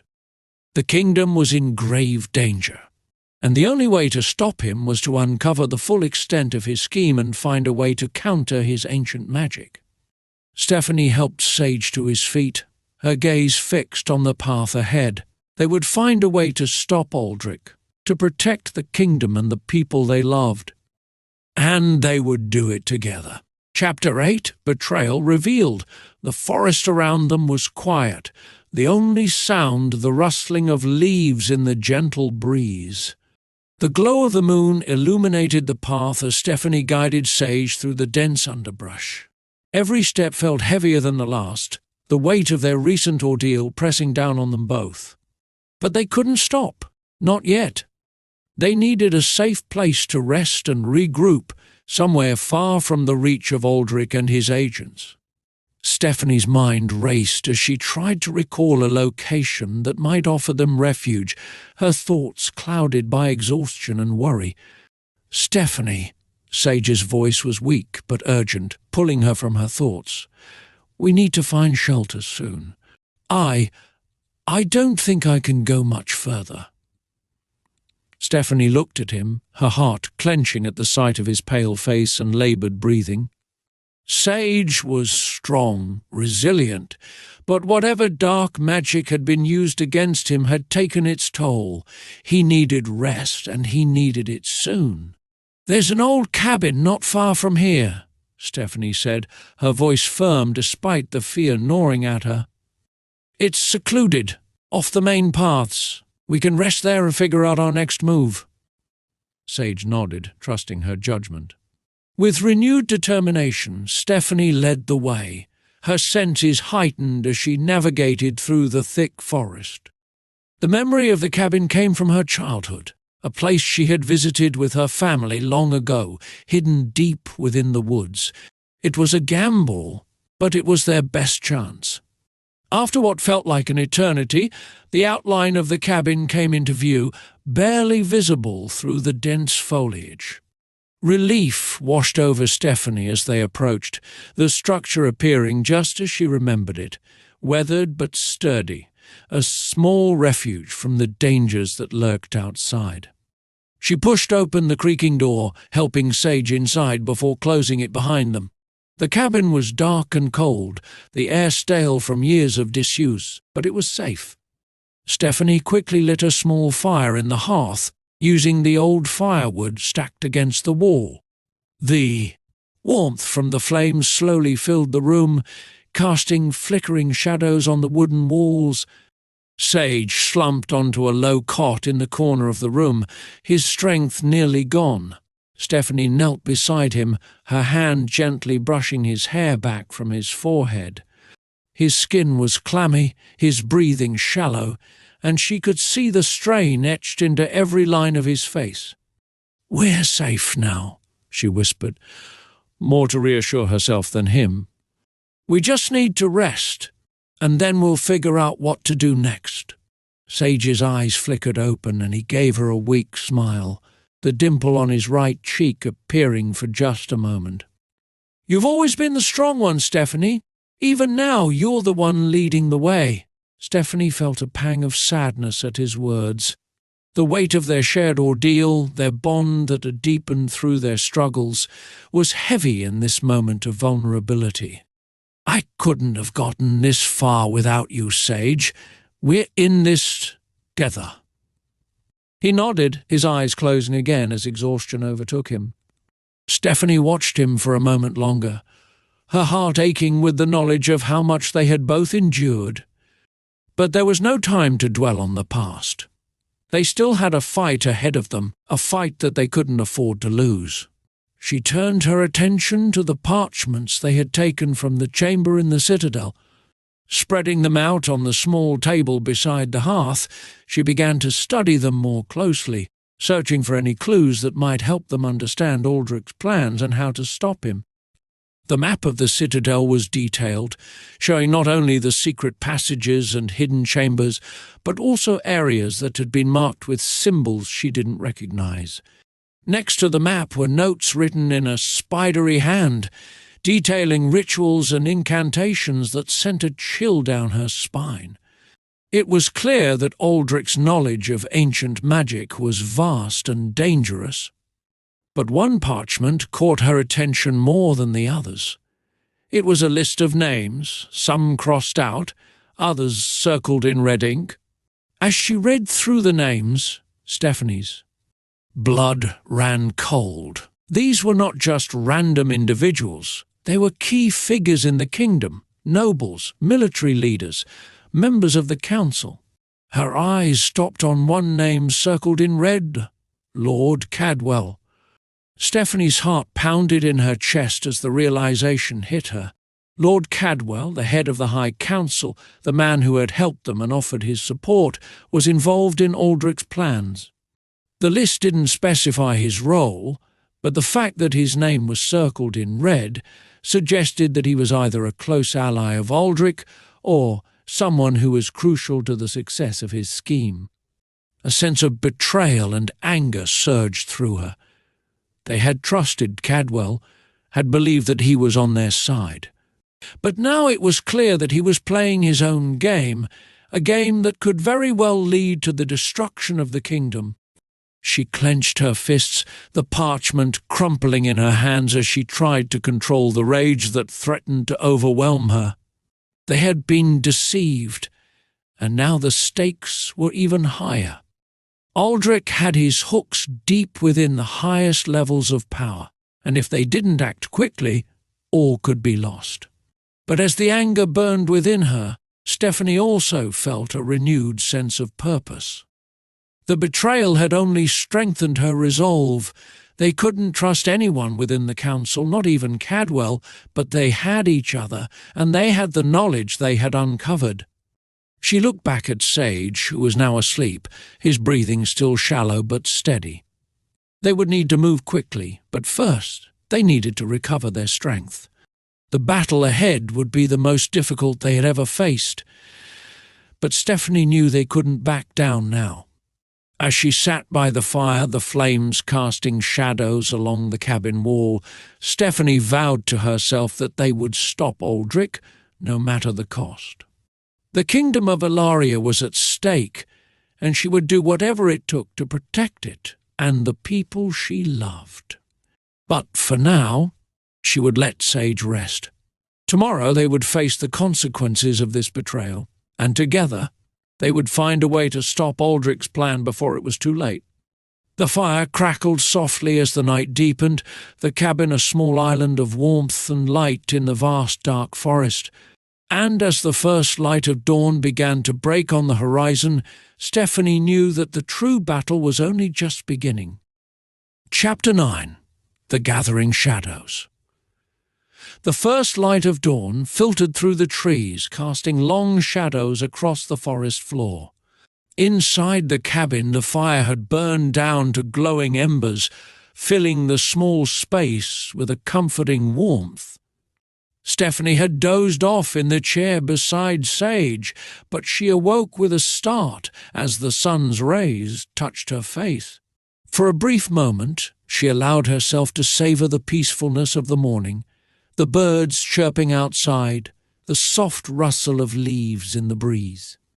But reality quickly set in, and the weight of their situation pressed down on her once more.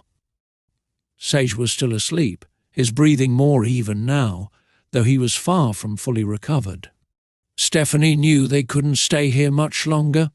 The longer they remained in one place, the greater the risk of being discovered by Aldrich's agents, or woes by Lord Cadwell himself. Her thoughts turned again to the list of names she had found, with Lord Cadwell's name circled in red. The implications were staggering. If Cadwell was involved, it meant that Aldrich had someone deeply embedded within the kingdom's leadership, someone who could sway the council and manipulate events from the shadows. It explained how Aldrich had managed to stay hidden for so long and why their mission had been so thoroughly compromised. But how could they confront Cadwell? They had no solid proof of his involvement, only the ominous list. Confronting him without more evidence could end in disaster, not just for them, but for the entire kingdom. As she pondered their next move, Sage stirred beside her. His eyes fluttered open, and he looked up at her with a mixture of relief and exhaustion. "Stephanie," he murmured, his voice still weak. "You're still here." "Of course I am," she replied softly, brushing a lock of hair from his forehead. "I'm not going anywhere." Sage managed a faint smile. "I'm sorry. I wasn't much help back there." "Don't apologize," Stephanie said firmly. "You've done more than enough. We both have. Now we just need to figure out what to do next." Sage nodded, his expression growing serious. "We need to stop Aldrich, but we can't do it alone. We'll need allies, people we can trust who aren't under his influence."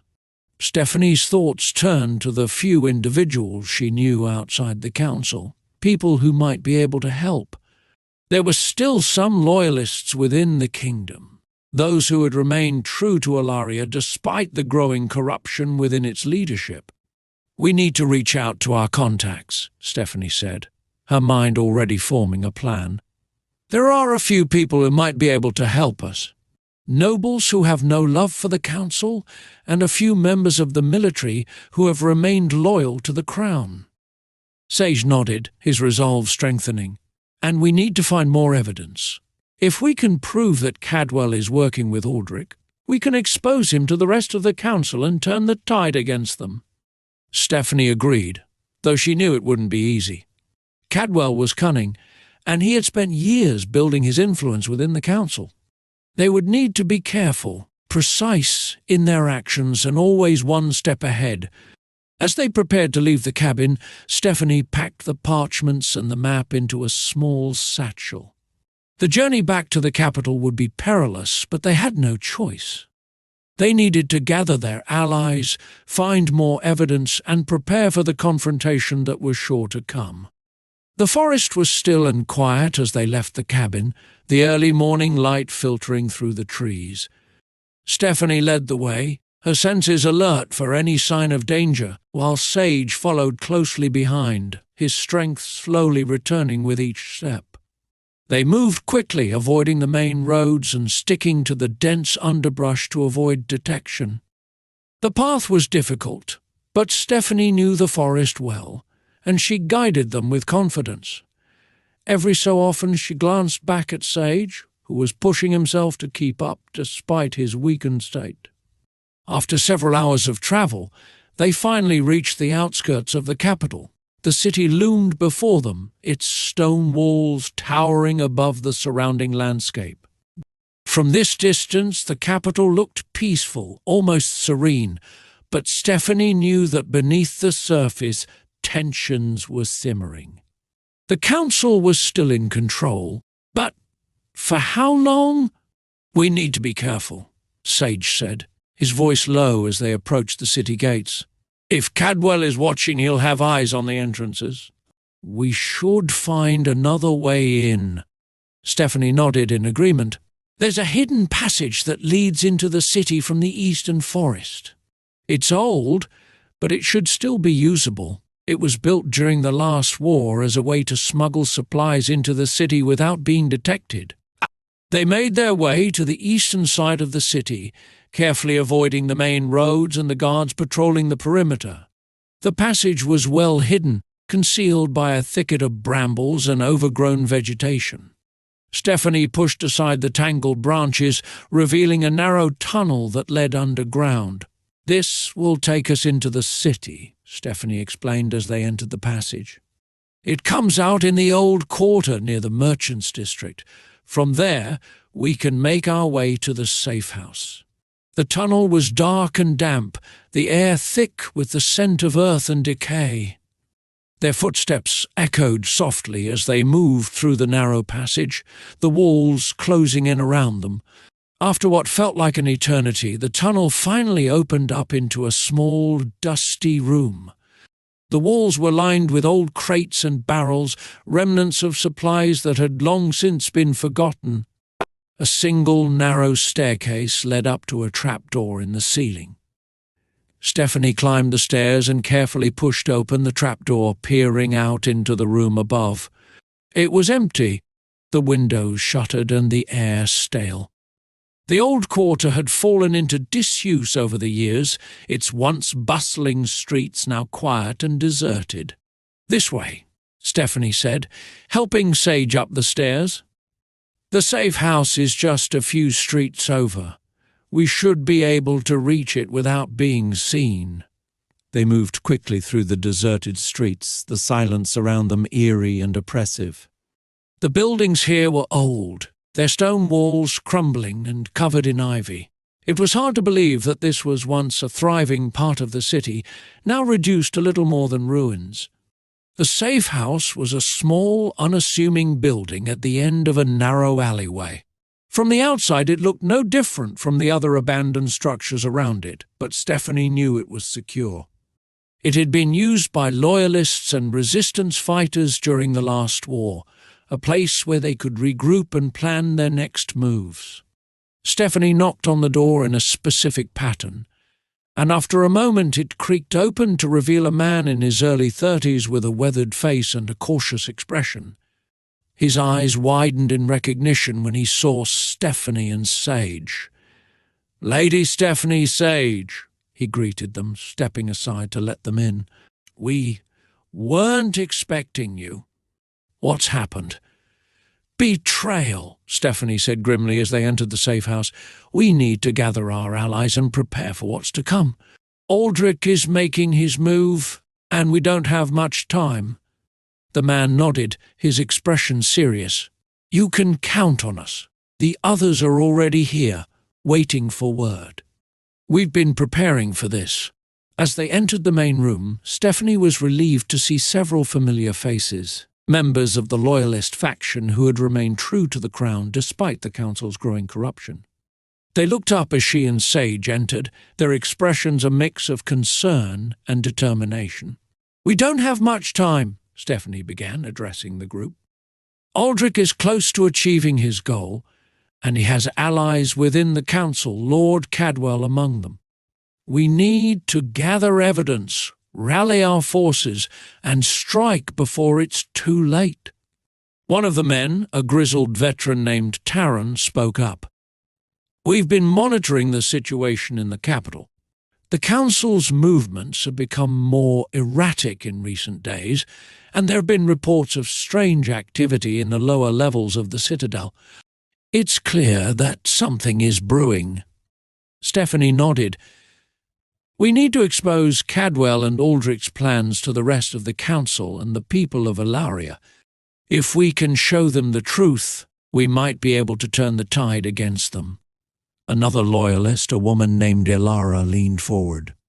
"We've been gathering information as well. There are rumors of a ritual being prepared, something powerful and dangerous. If Aldrich completes it, it could mean the end of the kingdom as we know it." Stephanie's heart sank at the news, but she pushed aside her fear. They had to act quickly before Aldrich could complete whatever dark ritual he was planning. "We'll need to work together," Stephanie said, formulating a plan in her mind. "Some of us will focus on gathering more evidence and exposing Cadwell's involvement. The rest will work on disrupting the ritual and stopping Aldrich. We need to hit them on all fronts." The group nodded in agreement, their expressions resolute. They knew the risks, but they were willing to do whatever it took to protect the kingdom. Sage, who had been quiet until now, spoke up. "I'll work on gathering evidence and preparing our forces alongside Stephanie. Together, we can cover more ground and ensure no detail is missed." Stephanie looked at him, concern evident in her eyes, but also relief that they would be facing this together. "Agreed. We'll need to be ready to move quickly once we have what we need." The group quickly divided up tasks, each member preparing for the battle ahead. As they discussed their plans, Stephanie couldn't shake the feeling that time was slipping away faster than they could keep up.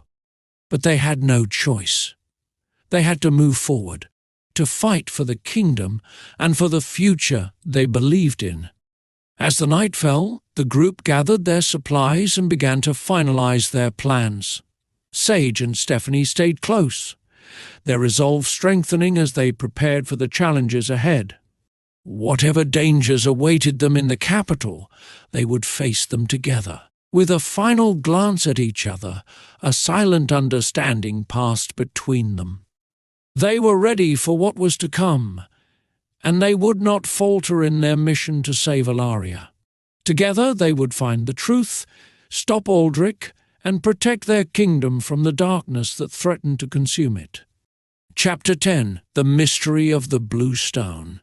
The sun was dipping low on the horizon, casting long, twisted shadows across the dense forest as Sage and Lady Stephanie trudged back to their camp. The day had been grueling, filled with danger and uncertainty as they navigated the ancient ruins buried deep within the heart of Alaria's wilderness.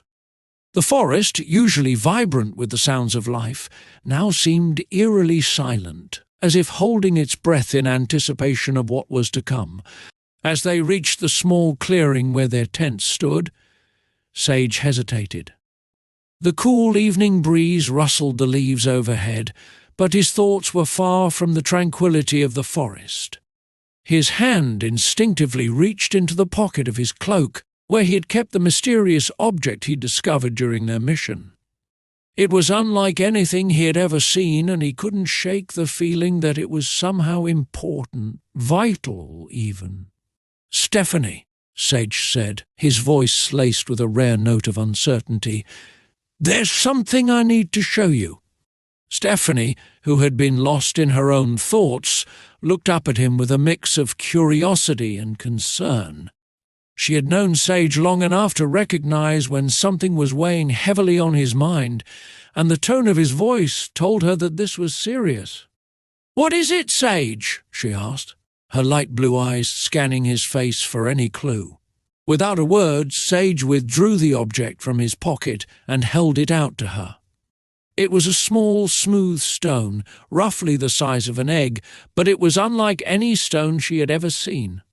The surface was a deep, mesmerizing blue, shimmering with an inner light that seemed to shift and dance as the stone caught the last rays of the setting sun. Intricate patterns, almost like veins, crisscrossed the surface, glowing faintly in the dim light. Stephanie gasped softly as she reached out to take the stone from him. The moment her fingers brushed against it, she felt a jolt of energy, subtle yet undeniable, run through her, as if the stone recognized her touch. "Where did you find this?" she asked, her voice barely above a whisper.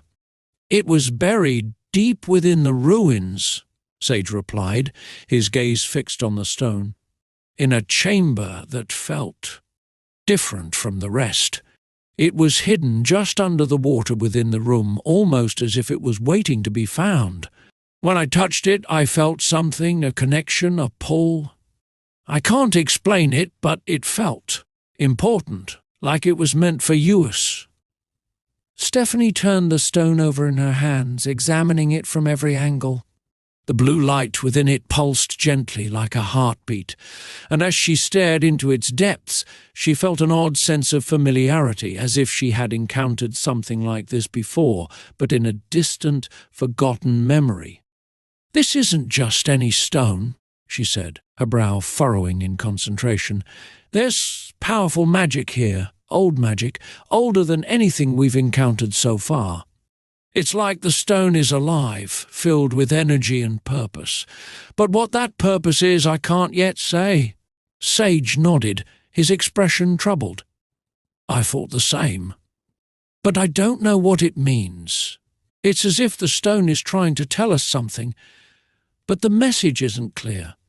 It feels incomplete." Stephanie's healer instincts were on high alert. The stone was cool to the touch, yet it thrummed with an energy that resonated deep within her. She could sense that this was no mere trinket, it was a fragment of something much larger, something ancient and powerful. "There's something more to this," she murmured, almost to herself. "The patterns on the stone, they remind me of something I read long ago in a book about the origins of elemental magic." She fell silent, her mind racing as she tried to piece together the fragments of knowledge that were beginning to surface. The patterns on the stone were not random. They were a language, a code that needed to be deciphered. But it wasn't just about understanding the symbols, it was about understanding the magic that coursed through them. "What did you feel when you touched it?" Stephanie asked, looking up at Sage. "Did the stone react to you in any way?" Sage thought for a moment, recalling the sensation that had swept through him when he first laid his hand on the stone. It was like a current of electricity, but more subtle. It didn't hurt, but it was invigorating. And there was a sense of recognition, like the stone knew me, like it was meant to be found by me. Stephanie nodded slowly, turning the stone over in her hands again. The patterns were becoming clearer now, almost as if the stone was responding to her touch, revealing more of itself as she focused on it. "This stone," she said thoughtfully, "it's connected to something else, something greater. I think it might be a key or a piece of a puzzle that we haven't fully uncovered yet." She handed the stone back to Sage, her fingers lingering on it for a moment longer before letting go. "Keep it with you for now," she instructed, her voice firm but gentle. "But don't let it out of your sight. We need to study it, to understand what it is and why you were drawn to it. This might be the key to something we've been searching for, perhaps even the curium." Sage accepted the stone, feeling its weight in his hand as if it were heavier than it appeared. The blue light within it seemed to pulse in time with his heartbeat, and a strange sense of calm settled over him as he slipped it back into his pocket. Despite the mystery surrounding it, the stone felt right in his possession, as if it had found its rightful place. As they settled down for the night, Stephanie couldn't shake the feeling that this discovery was more significant than either of them realized. Her thoughts kept drifting back to the stone, to the way it had pulsed with energy, as if alive. She couldn't help but wonder if this was the beginning of something much larger, something that could change the course of their journey and possibly the fate of the entire kingdom. She sat by the fire, its flames flickering softly, casting a warm glow over the camp. The night was quiet, with only the occasional rustle of leaves or the distant call of a night bird to break the silence. But Stephanie's mind was far from at peace. She was piecing together fragments of knowledge, trying to connect the dots that would reveal the true nature of the blue stone. "It's almost like a beacon," she mused aloud, speaking more to herself than to Sage. "A beacon that's waiting for something or someone. But what is it calling to? And why?" Sage, who had been staring into the fire, turned to look at her, his expression serious. "Do you think it's dangerous? Should we be worried about what might happen if we keep it?" Stephanie shook her head, though her thoughts were still tangled. "I don't sense anything malevolent about it, but that doesn't mean it's harmless. Powerful magic often comes with a cost, and we need to be prepared for whatever that cost might be." She paused, her eyes narrowing as a new thought occurred to her. "And then there's the question of why you found it, Sage. This stone, it didn't just happen to be there. I think it was placed there intentionally, and it was meant to be found by someone like you." Sage frowned, the lines on his face deepening as he considered her words. "Someone like me? What do you mean?" Stephanie met his gaze, her eyes filled with a mix of concern and determination. "I mean someone with your abilities, your connection to magic. This stone, whatever it is, might be tied to your destiny, Sage. I know it sounds strange, but I can't shake the feeling that this is just the beginning of something much larger, something that involves both of us." Sage was silent for a long moment, the weight of her words settling over him like a heavy cloak. He had always known that his path was different, that his connection to magic set him apart from others. But this was something new, something that felt both thrilling and terrifying. "I guess we'll find out soon enough," he said finally, his voice quiet but resolute. "Whatever this stone is, whatever it means, we'll face it together." Stephanie nodded, a sense of solidarity and trust passing between them. They had been through so much already, and whatever lay ahead, they knew they could face it as long as they were together. As the fire burned low and the night deepened, Stephanie finally allowed herself to rest, her thoughts still swirling around the mystery of the blue stone. But even as she drifted into sleep, she couldn't shake the feeling that this discovery was only the first step in a much larger journey, one that would lead them to answers they hadn't even thought to ask. And as Sage stood watch, the blue stone safely tucked away in his pocket, he couldn't help but wonder what other secrets the world had in store for them, and what role the stone would play in the fate of the kingdom of Alaria. Chapter 11. The Riddle of the Red Stone. The journey to the abandoned fortress had been fraught with challenges, each step more grueling than the last. The path had taken them through dense forests, over treacherous mountain passes, and finally into the heart of the forgotten ruins where they now stood. But what drove Lady Stephanie and Sage forward was not just the need to fulfill their duty to Alaria, but the knowledge that something of immense power awaited them, a power that could change the fate of their kingdom. Their mission had begun several days earlier, in the ancient halls of the High Council's citadel. Sage had been summoned to meet with the Oracle, a mysterious figure whose visions had guided the kingdom for generations. The oracle was known for speaking in riddles and half-truths, her words often shrouded in layers of meaning that were difficult to decipher. But this time, her message had been clear, at least as clear as an oracle's prophecy could be. Sage had entered the oracle's chamber alone, the air thick with the scent of incense and the weight of centuries-old magic. The oracle had been seated on a low dais, her eyes closed as if in meditation, her long silver hair cascading down her back like a waterfall of moonlight. When she spoke, her voice was soft, almost a whisper, but it carried the weight of destiny. "You carry with you the first of 5, the oracle had said, her eyes still closed. "The blue stone you found, bound to the water, is only the beginning. There are 4 more scattered across the land, each one tied to the elements of this world.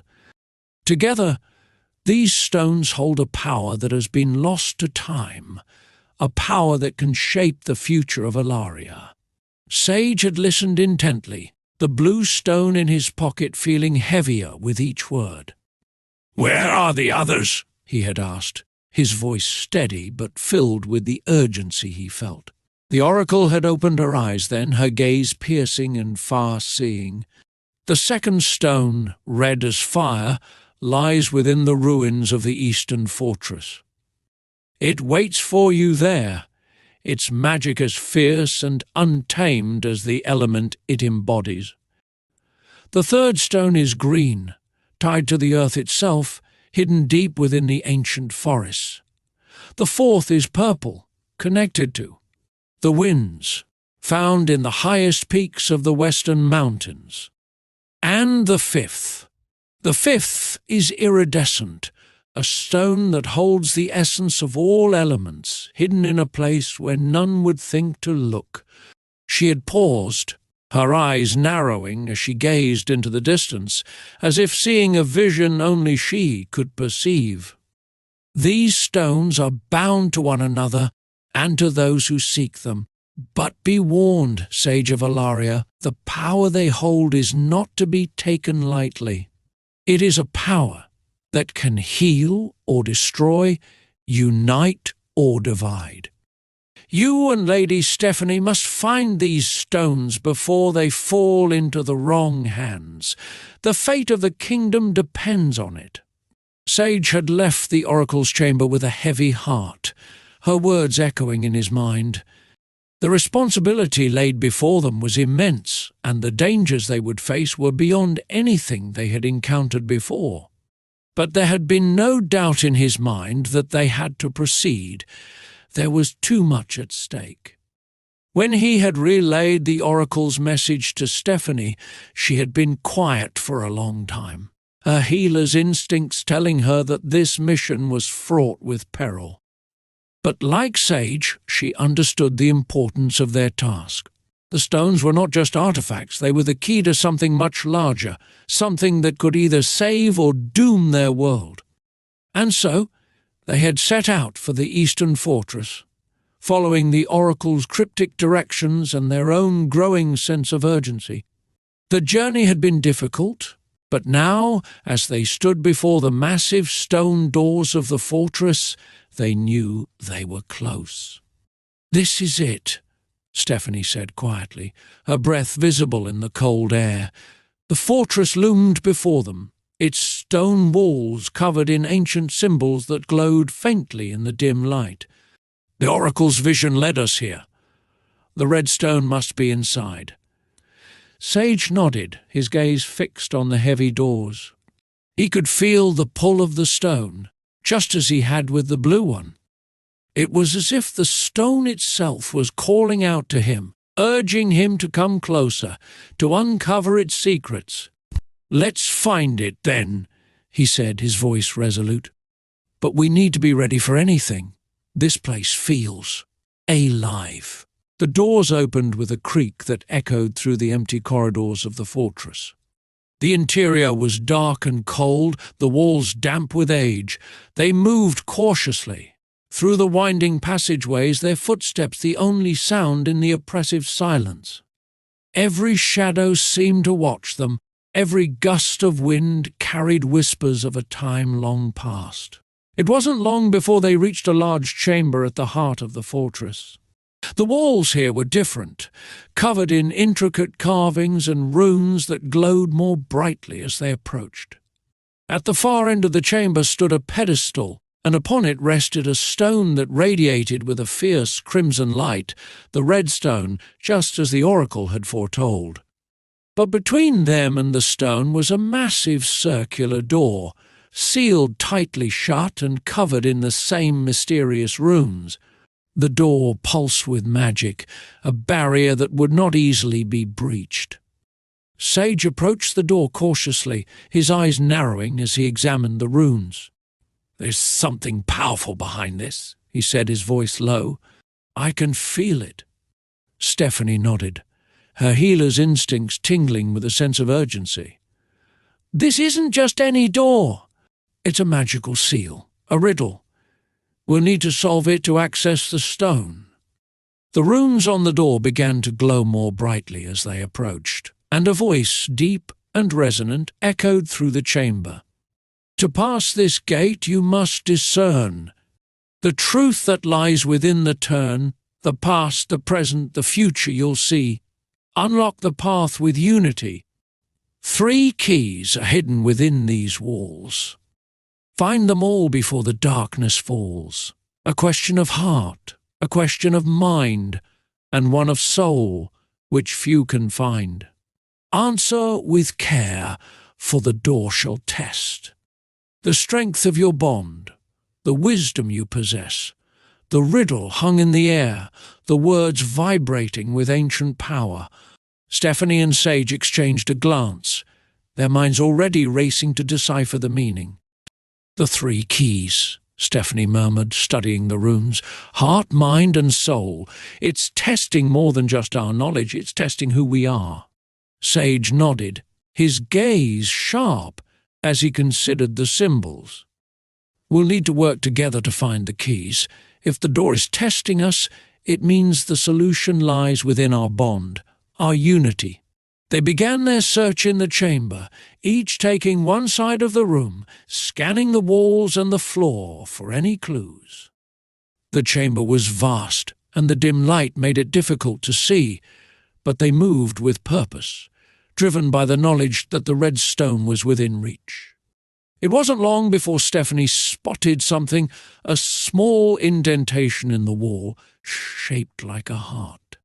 She reached out, touching it gently, and the wall shimmered, revealing a hidden compartment. Inside was a small, glowing orb, pulsing with a soft red light. As she picked it up, the first line of the riddle echoed in her mind. "A question of heart you must address. What is love in its truest essence?" Stephanie closed her eyes, letting her healer's instincts guide her. Love isn't just an emotion, it's a force, a connection between souls that transcends time and space. It's what drives us to protect, to heal, to fight for those we care about. As she spoke, the orb glowed brighter, and the central glyph on the door shifted, revealing a third of the lock's mechanism. Stephanie placed the orb into the corresponding slot on the door, and it clicked into place. "One down," she said, turning to Sage. "Now, for the next." Sage had been studying the far wall, where he had noticed a series of symbols that seemed out of place. As he traced them with his fingers, another compartment opened, revealing a second orb, this one glowing with a blue light. "A question of mind you must now face. What is knowledge, and how does it grace?" Sage frowned, his mind racing as he considered the question. "Knowledge is power, but it's also responsibility. It's the wisdom to know when to act and when to hold back. True knowledge is understanding not just of the world, but of oneself." As he spoke, the blue orb began to glow more brightly, and the second portion of the lock on the door revealed itself. Sage placed the orb into its slot, and the door shifted again, now 2/3 of the way open. "Just one more," Sage said, his voice tense with anticipation. The question of soul. They searched the room more thoroughly this time, knowing that the final key would be the most elusive. It was Stephanie who found it, hidden in the floor beneath a loose stone tile. The third orb was white, almost translucent, and it pulsed with a gentle, almost soothing light. A question of soul, the hardest of all. What is the purpose? What is the call? Stephanie held the orb in her hands, feeling the warmth of its light seep into her skin. She closed her eyes, letting the magic guide her, and when she spoke, her voice was soft but resolute. The purpose of the soul is to seek meaning, to find one's place in the world. It's the drive to connect with others, to leave a mark on the world, to love and be loved. It's the force that compels us to grow, to learn, and to become more than we are. The white orb glowed brightly, and the final part of the lock on the door was revealed. Stephanie placed the orb into its slot, and the door began to tremble. The runes on the door glowed with a blinding light, and with a loud rumble, the door slowly swung open, revealing the chamber beyond. They stepped forward, the air inside the chamber thick with ancient power. The red stone rested on a pedestal in the center, its glow even more intense now that the seal had been broken. The light from the stone filled the chamber, casting everything in a warm red hue. Sage and Stephanie approached the pedestal cautiously, their senses heightened by the magic that thrummed through the air. The stone pulsed with energy, its light seeming to react to their presence. "This is it," Sage said, his voice hushed with awe. "The red stone, just as the oracle said." Stephanie nodded, her healer's instincts telling her that this stone, like the blue one before it, was far more than just a trinket. The air around it was charged with magical energy, and as she reached out to touch it, she could feel the pulse of life within it.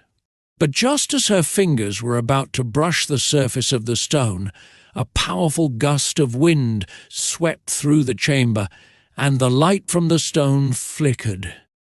The shadows in the room seemed to grow darker, and a deep, resonant voice echoed through the chamber, a voice that was not their own.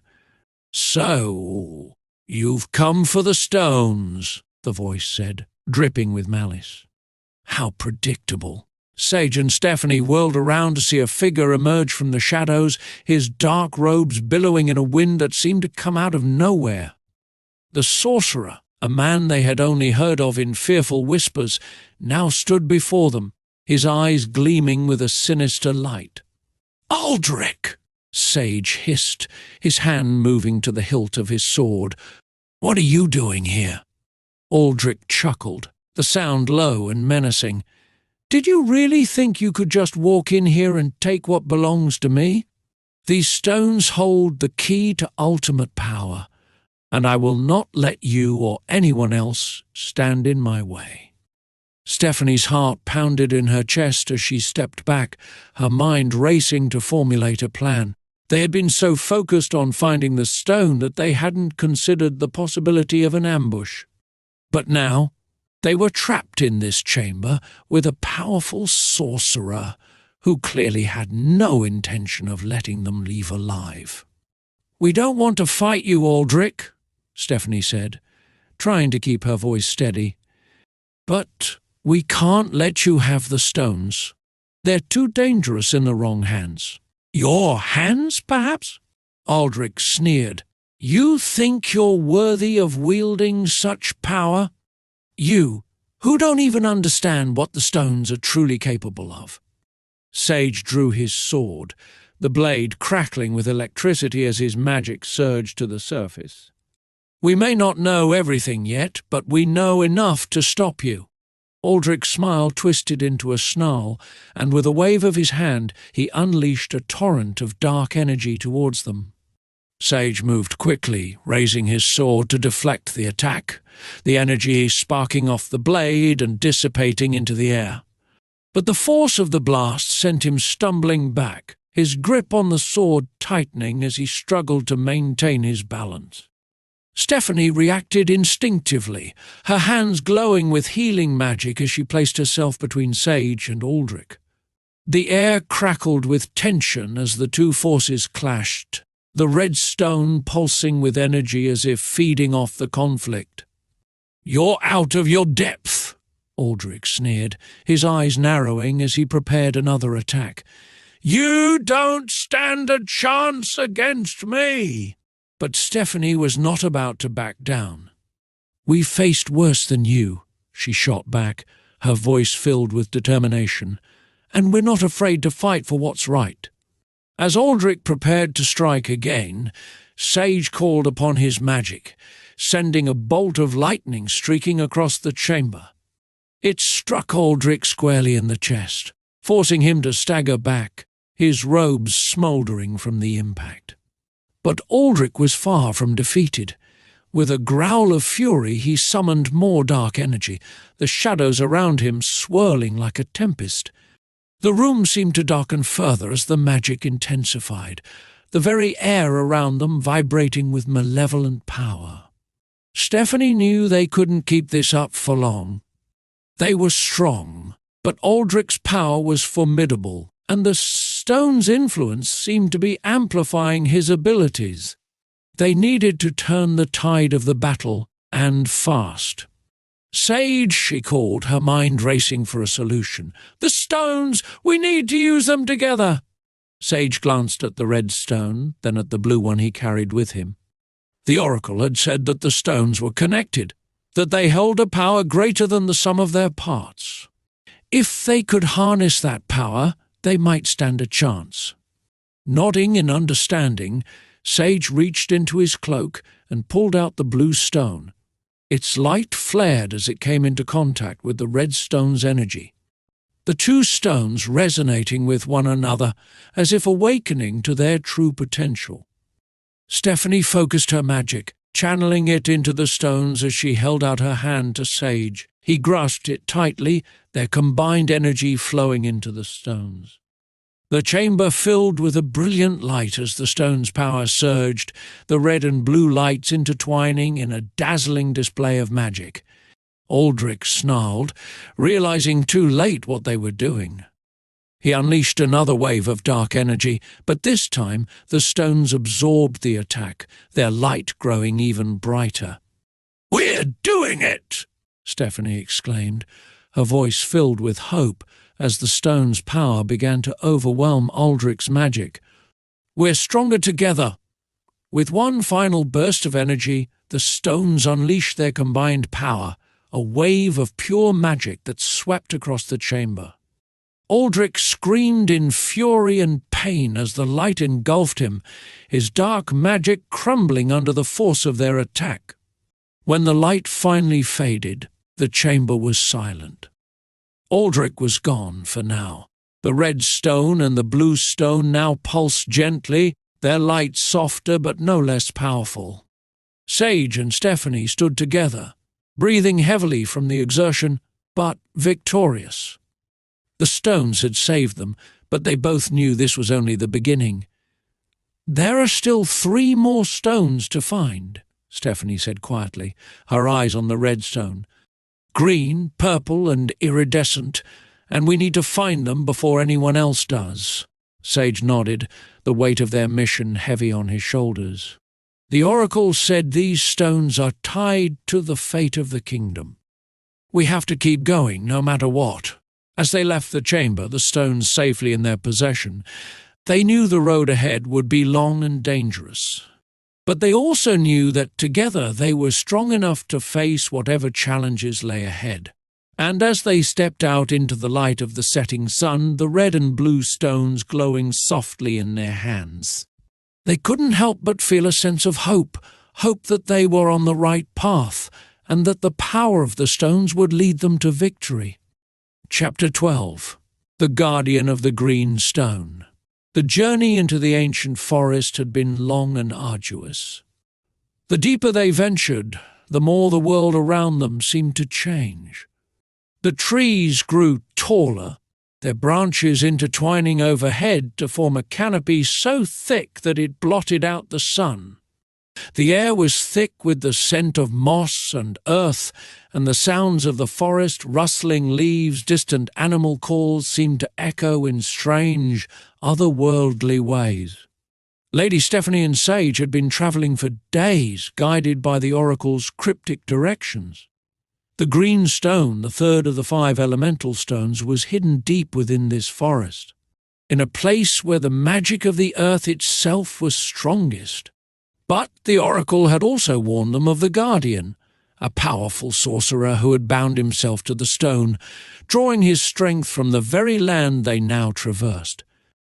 As they moved deeper into the forest, the path became more treacherous.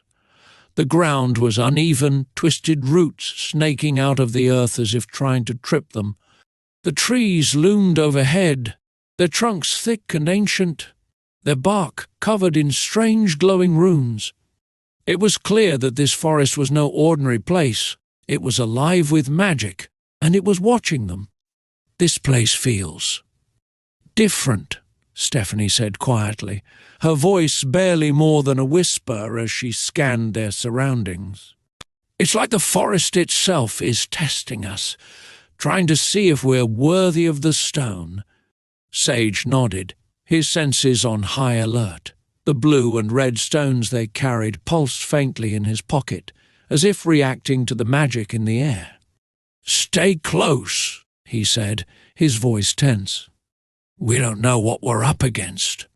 As they pushed forward, the forest seemed to close in around them, the trees growing closer together until they formed a narrow, twisting corridor. The ground beneath their feet grew softer, as if the earth itself was shifting to make their passage more difficult. They had to be careful with each step, their progress slow and deliberate. After what felt like hours of navigating the forest's labyrinthine paths, they finally emerged into a clearing. But this was no ordinary clearing. Before them stood a massive hedge maze, its walls towering high above them, made of dense, thorn-covered vines that seemed to pulse with life.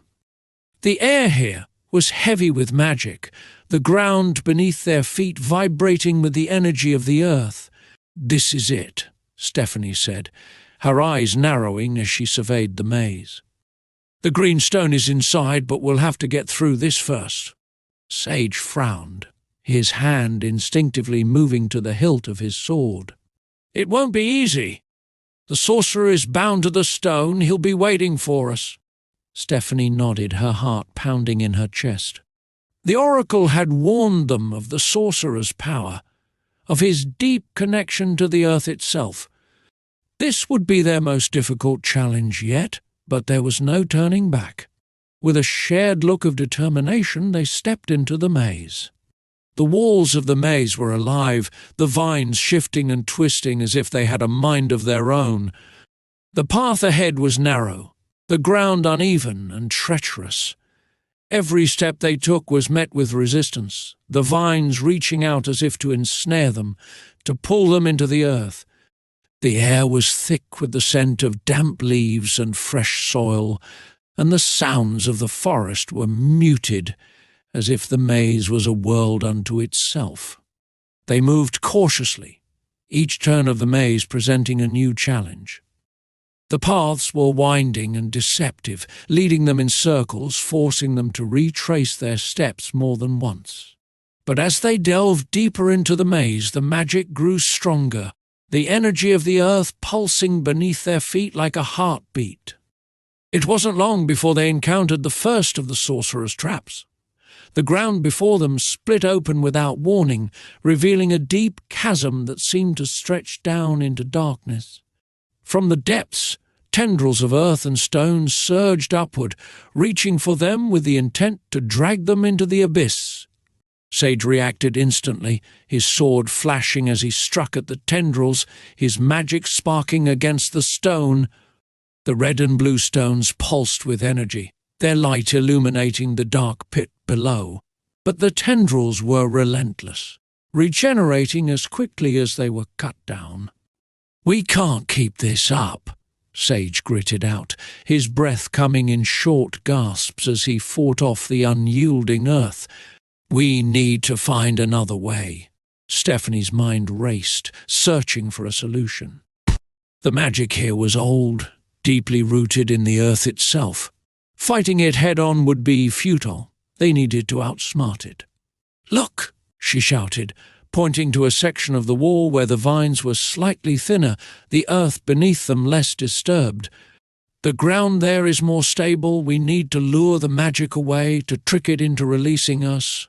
Sage nodded, understanding her plan immediately. He focused his energy, sending a pulse of electricity into the chasm, the flash of light and sound drawing the tendrils' attention. As the magic shifted, momentarily distracted, they dashed toward the more stable ground, leaping over the gap just as the tendrils surged back to life.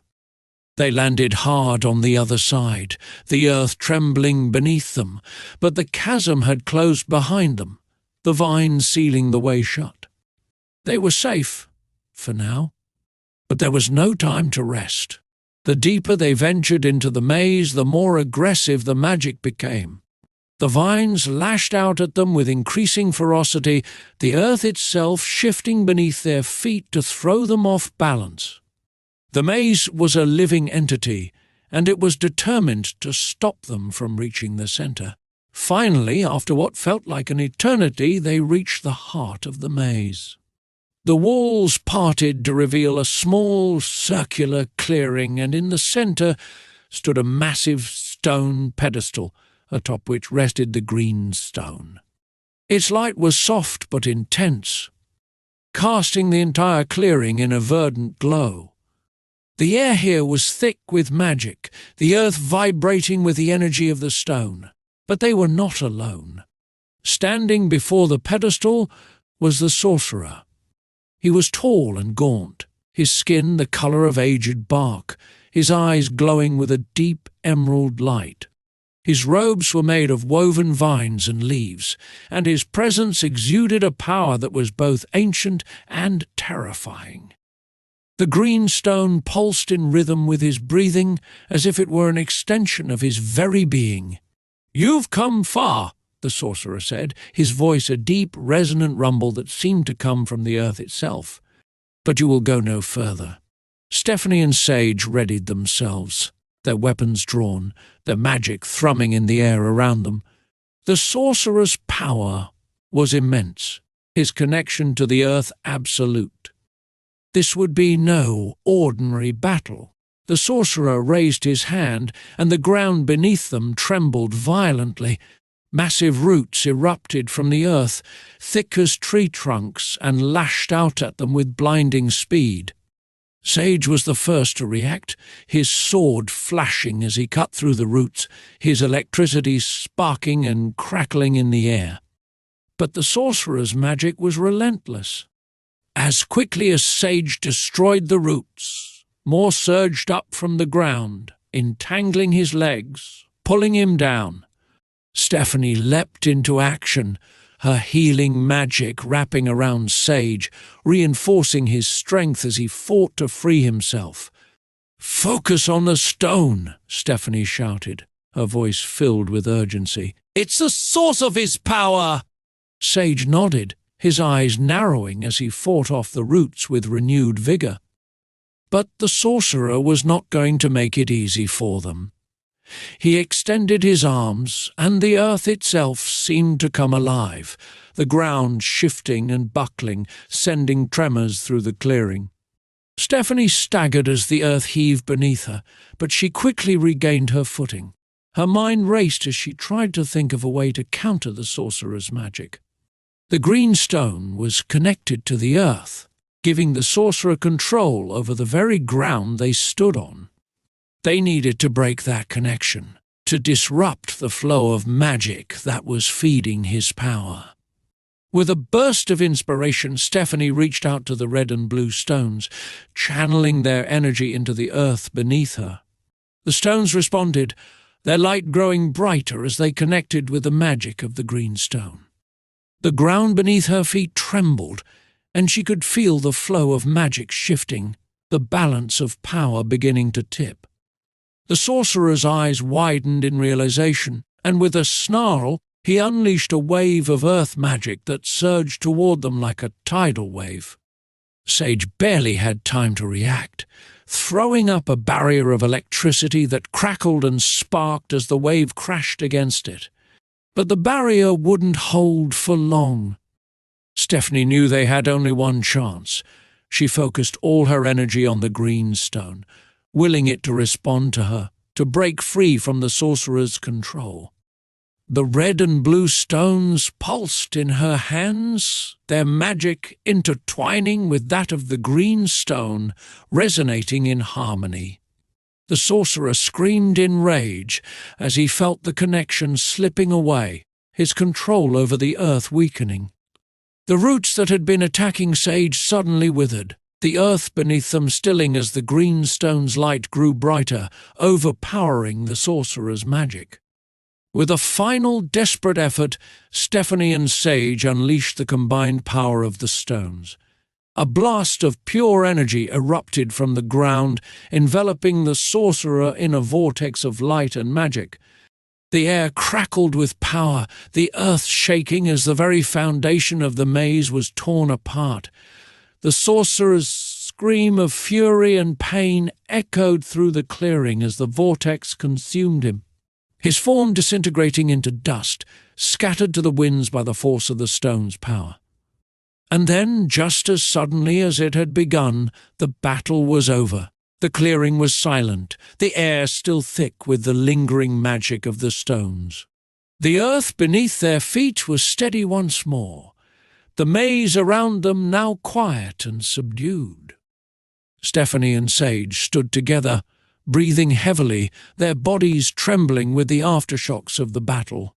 The green stone, now free from the sorcerer's control, pulsed softly on the pedestal, its light gentle and inviting. "We did it," Sage said, his voice filled with a mixture of awe and exhaustion. "He's gone," Stephanie nodded, her heart still pounding in her chest. "But there are still 2 more stones to find, purple and iridescent." "We can't stop now," Sage agreed, the weight of their mission pressing down on them once more. But for now, they had won a great victory. They had defeated the guardian of the green stone and added its power to their growing arsenal. As they took the green stone from the pedestal, its light joining that of the red and blue stones, they knew that the challenges ahead would be even greater. But they were stronger now, their bond deepened by the trials they had faced together, and as they left the maze behind, the green stone glowing softly in their hands, they couldn't help but feel a renewed sense of hope that they were on the right path, and that the power of the stones would lead them to victory in the end. Chapter 13. The Winds of the Purple Stone. The journey to the Western Mountains was one of the most challenging and mysterious undertakings Lady Stephanie and Sage had ever faced. The landscape itself seemed to resist them as they climbed higher into the rugged peaks, where the air grew thin and sharp with the bite of cold. Above them, the sky was a vast, ever-changing canvas, painted in hues of blue and grey, while the winds howled with a ferocity that only intensified as they ascended. The oracle's vision had guided them here, to the remote and wind-swept heights where the next of the elemental stones lay hidden. The purple stone, tied to the element of air, was said to be safeguarded within the ruins of an ancient temple, perched precariously on the cliffs of the Western Mountains. The temple had been built by a civilization long lost to history, a people who had once harnessed the power of the wind for their own mysterious purposes. Now only their ruins remained, and the winds that they had once controlled seemed to guard their secrets. For days, Stephanie and Sage trekked through the mountains, following narrow, winding paths that often seemed to disappear into the sheer cliffs. The winds grew stronger with each passing hour, whipping through the air with a force that made each step a struggle. The closer they got to the temple, the more it became clear that the wind was no mere natural force. It was infused with magic, a living barrier that responded to their presence. "This wind is unlike anything I've ever felt before," Sage said, his voice barely audible over the roar of the gusts.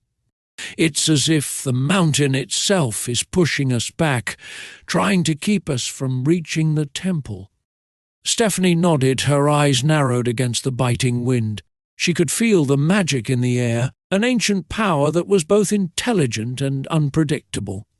"The wind is alive with magic," she said thoughtfully. "It's not just a physical force, it's a guardian. We need to understand it if we're going to get through." As they climbed higher, the path grew steeper and more treacherous. The winds howled around them, tugging at their clothes and threatening to send them tumbling down the mountainside. But Stephanie and Sage pressed on, determined to reach their goal. They knew that the purple stone was close, and they could sense its presence, a faint pulse of energy that called to them from somewhere ahead. Finally, after what felt like an eternity, they reached the summit. The temple ruins stood before them, a haunting reminder of a civilization that had mastered the winds long ago. The stone walls were cracked and weathered, the pillars broken and crumbling, but despite its state of decay, the temple was still infused with magic. The air around it shimmered with energy, and the wind swirled in complex patterns that seemed to follow a rhythm of their own. At the very heart of the temple, nestled within the remains of a grand altar, was the purple stone. It glowed with a deep violet light, casting an otherworldly glow across the ruins. The wind seemed to emanate from the stone, creating a powerful vortex that pulsed with raw energy. But as they approached, they quickly realized that retrieving the stone would be no simple task. The wind formed a barrier around it, a swirling vortex that defied logic and resisted all attempts to approach. "This wind isn't just random," Sage observed, his brow furrowing in concentration. "It's following a specific pattern, almost like it's alive, reacting to our presence." Stephanie nodded, her mind racing as she tried to decipher the logic behind the wind's movements.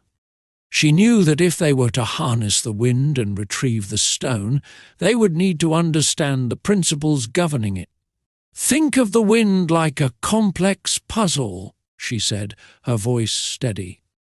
"The temple was built to control the wind, to use its power. The people who created this place understood the natural rhythms of the air, how it flows and shifts. We need to figure out how they did it, how they harnessed the wind to protect the stone." Sage listened intently, his mind working to piece together the fragments of knowledge they had gathered during their journey. "The wind isn't just a barrier, it's a defensive mechanism," he said slowly. "It's designed to respond to intruders, to keep them out.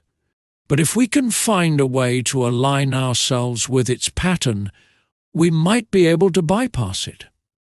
Stephanie nodded, a plan beginning to take shape in her mind. "The wind follows a cycle," she said, gesturing to the swirling vortex. "It's not just blowing randomly. It's moving in specific intervals, like a heartbeat. If we can sync our movements with the wind's cycle, we might be able to slip through the barrier without triggering its defenses." "But how do we sync with the wind?" Sage asked, his eyes scanning the vortex for any clues. Stephanie thought for a moment, then reached into her pouch and pulled out the blue, red and green stones. "These stones are connected to the elements," she said, holding them out for Sage to see. "The blue stone is tied to water, the red stone to fire, and the green stone to earth. If we use their energy, we might be able to resonate with the wind, to find the right frequency." Sage's eyes lit up with understanding. "Like tuning an instrument," he said, nodding. "We need to find the right note, the exact pitch that will harmonize with the wind's rhythm." "Exactly," Stephanie agreed. We'll use the stones to attune ourselves to the wind's frequency, to move in harmony with it. If we can do that, we should be able to navigate the vortex and reach the stone. With their plan in place, they prepared for the challenge ahead. Stephanie held the blue, red, and green stones in her hands, their energy pulsing softly in response to her touch. She closed her eyes, focusing on the rhythm of the wind, feeling its flow, its ebb and surge. The wind was more than just a force of nature. It was alive with magic, a living entity that moved according to its own logic. Sage stood beside her, his hands glowing with electricity as he concentrated on the task at hand. He could feel the energy of the wind, the way it pulsed in time with the stones. It was like trying to catch a fleeting melody, to find the perfect note in a sea of sound. Together, they began to move in sync with the wind's rhythm. Stephanie guided their movements, her senses attuned to the subtle shifts in the air. The stones in her hands resonated with the wind's energy, amplifying their connection to the element. Sage followed her lead, his magic flowing in harmony with hers, the electricity in his hands crackling as it interacted with the wind's current. As they moved, they began to notice patterns within the vortex, brief moments when the wind would ease, creating small gaps in the barrier. These gaps were fleeting, but they were there, windows of opportunity that they could exploit if they timed their movements perfectly. "Now!" Stephanie called out, sensing a moment of calm within the storm. She and Sage moved as one, slipping through the first gap in the vortex. The wind swirled around them, but it did not resist their passage. It flowed with them, as if they were part of its natural cycle. They continued forward, navigating the complex maze of the vortex with careful precision. Each step was calculated, each movement timed to coincide with the rhythm of the wind. It was like dancing with the air itself, a delicate balance of control and surrender. The closer they got to the stone, the stronger the wind became, the vortex tightening around them. But Stephanie and Sage were in perfect sync, their magic harmonizing with the wind's energy. The stones in Stephanie's hands glowed brighter, their power merging with that of the wind, creating a bridge between the elements. Finally, they reached the heart of the vortex. The purple stone lay before them, its light pulsating in time with the rhythm of the wind. The air around it was charged with energy, the wind swirling in a protective cocoon. Stephanie and Sage knew they had only one chance. They reached out together, their hands closing around the stone at the same moment. The instant they touched it, the wind exploded outward in a burst of raw magic, the force of it nearly knocking them off their feet. But they held on, their magic anchoring them as the storm raged around them. The purple stone pulsed in their hands, its energy flooding through them, filling them with the power of the wind. The storm began to calm, the winds dying down as the magic of the stone settled into a steady rhythm. The air was still charged with energy, but the fury of the vortex had subsided, the barrier broken. Stephanie and Sage stood together, the purple stone glowing softly in their hands. The air was still now, the wind gentle and calm, as if the mountain itself had acknowledged their victory. "We did it," Sage said, his voice filled with awe as he looked at the stone. "We harnessed the wind." Stephanie nodded, her heart still pounding with the adrenaline of the battle. "The stone accepted us," she said quietly. "We proved ourselves worthy." But even as they savoured their victory, they knew that their journey was far from over. There was still one more stone to find, the iridescent stone, the final piece of the puzzle, and they had no idea where it was hidden or what challenges awaited them. As they left the ancient temple, the purple stones safely in their possession, they couldn't help but feel a renewed sense of purpose. The power of the stones was growing, their magic intertwining with their own, and they knew that whatever lay ahead, they would face it together. And as they descended the mountain, the wind at their backs, they felt a sense of hope. Hope that the power of the stones would lead them to victory, and that they were on the path to unlocking the true power of the legendary amulet. Chapter 14. The Enigma of the Iridescent Stone. The library was silent, save for the faint rustling of parchment as Lady Stephanie and Sage pored over ancient tomes and scrolls. The vast chamber was dimly lit by flickering candlelight, casting long shadows across the rows of towering bookshelves that seemed to stretch on forever. The air was thick with the scent of aged paper and leather, a testament to the centuries of knowledge stored within these walls. It had been days since they had last seen the sun, their time consumed by an exhaustive search for the final piece of the puzzle, the location of the iridescent stone. Unlike the other stones they had recovered, there had been no clear guidance from the oracle this time. Instead, they had been forced to rely on their own wits, combing through countless texts in the hopes of uncovering the secrets of the stone's whereabouts. The iridescent stone was said to be the most powerful of all, representing the unity of the elements water, fire, earth, and air. Its location had been lost to time, buried in the annals of history, and finding it required not only determination but also an unwavering dedication to uncovering the truth. "We must be missing something," Sage muttered, frustration evident in his voice as he flipped through yet another ancient scroll. "There has to be a clue, something we haven't considered yet." Stephanie nodded, her eyes scanning the faded text of a centuries-old manuscript. The words were difficult to decipher, written in an archaic script that required careful translation. "The records are fragmented," she said, her voice laced with exhaustion. "But there's a pattern here, a connection between the stones and the ancient temples where we found them. Each temple was built to honor a specific element." Sage paused, his brow furrowing as he considered her words. "If that's true, then the iridescent stone, being the unifier of all elements, would likely be hidden in a place that embodies that unity." "But where?" Stephanie asked, her mind racing. "What location could possibly represent all the elements together?"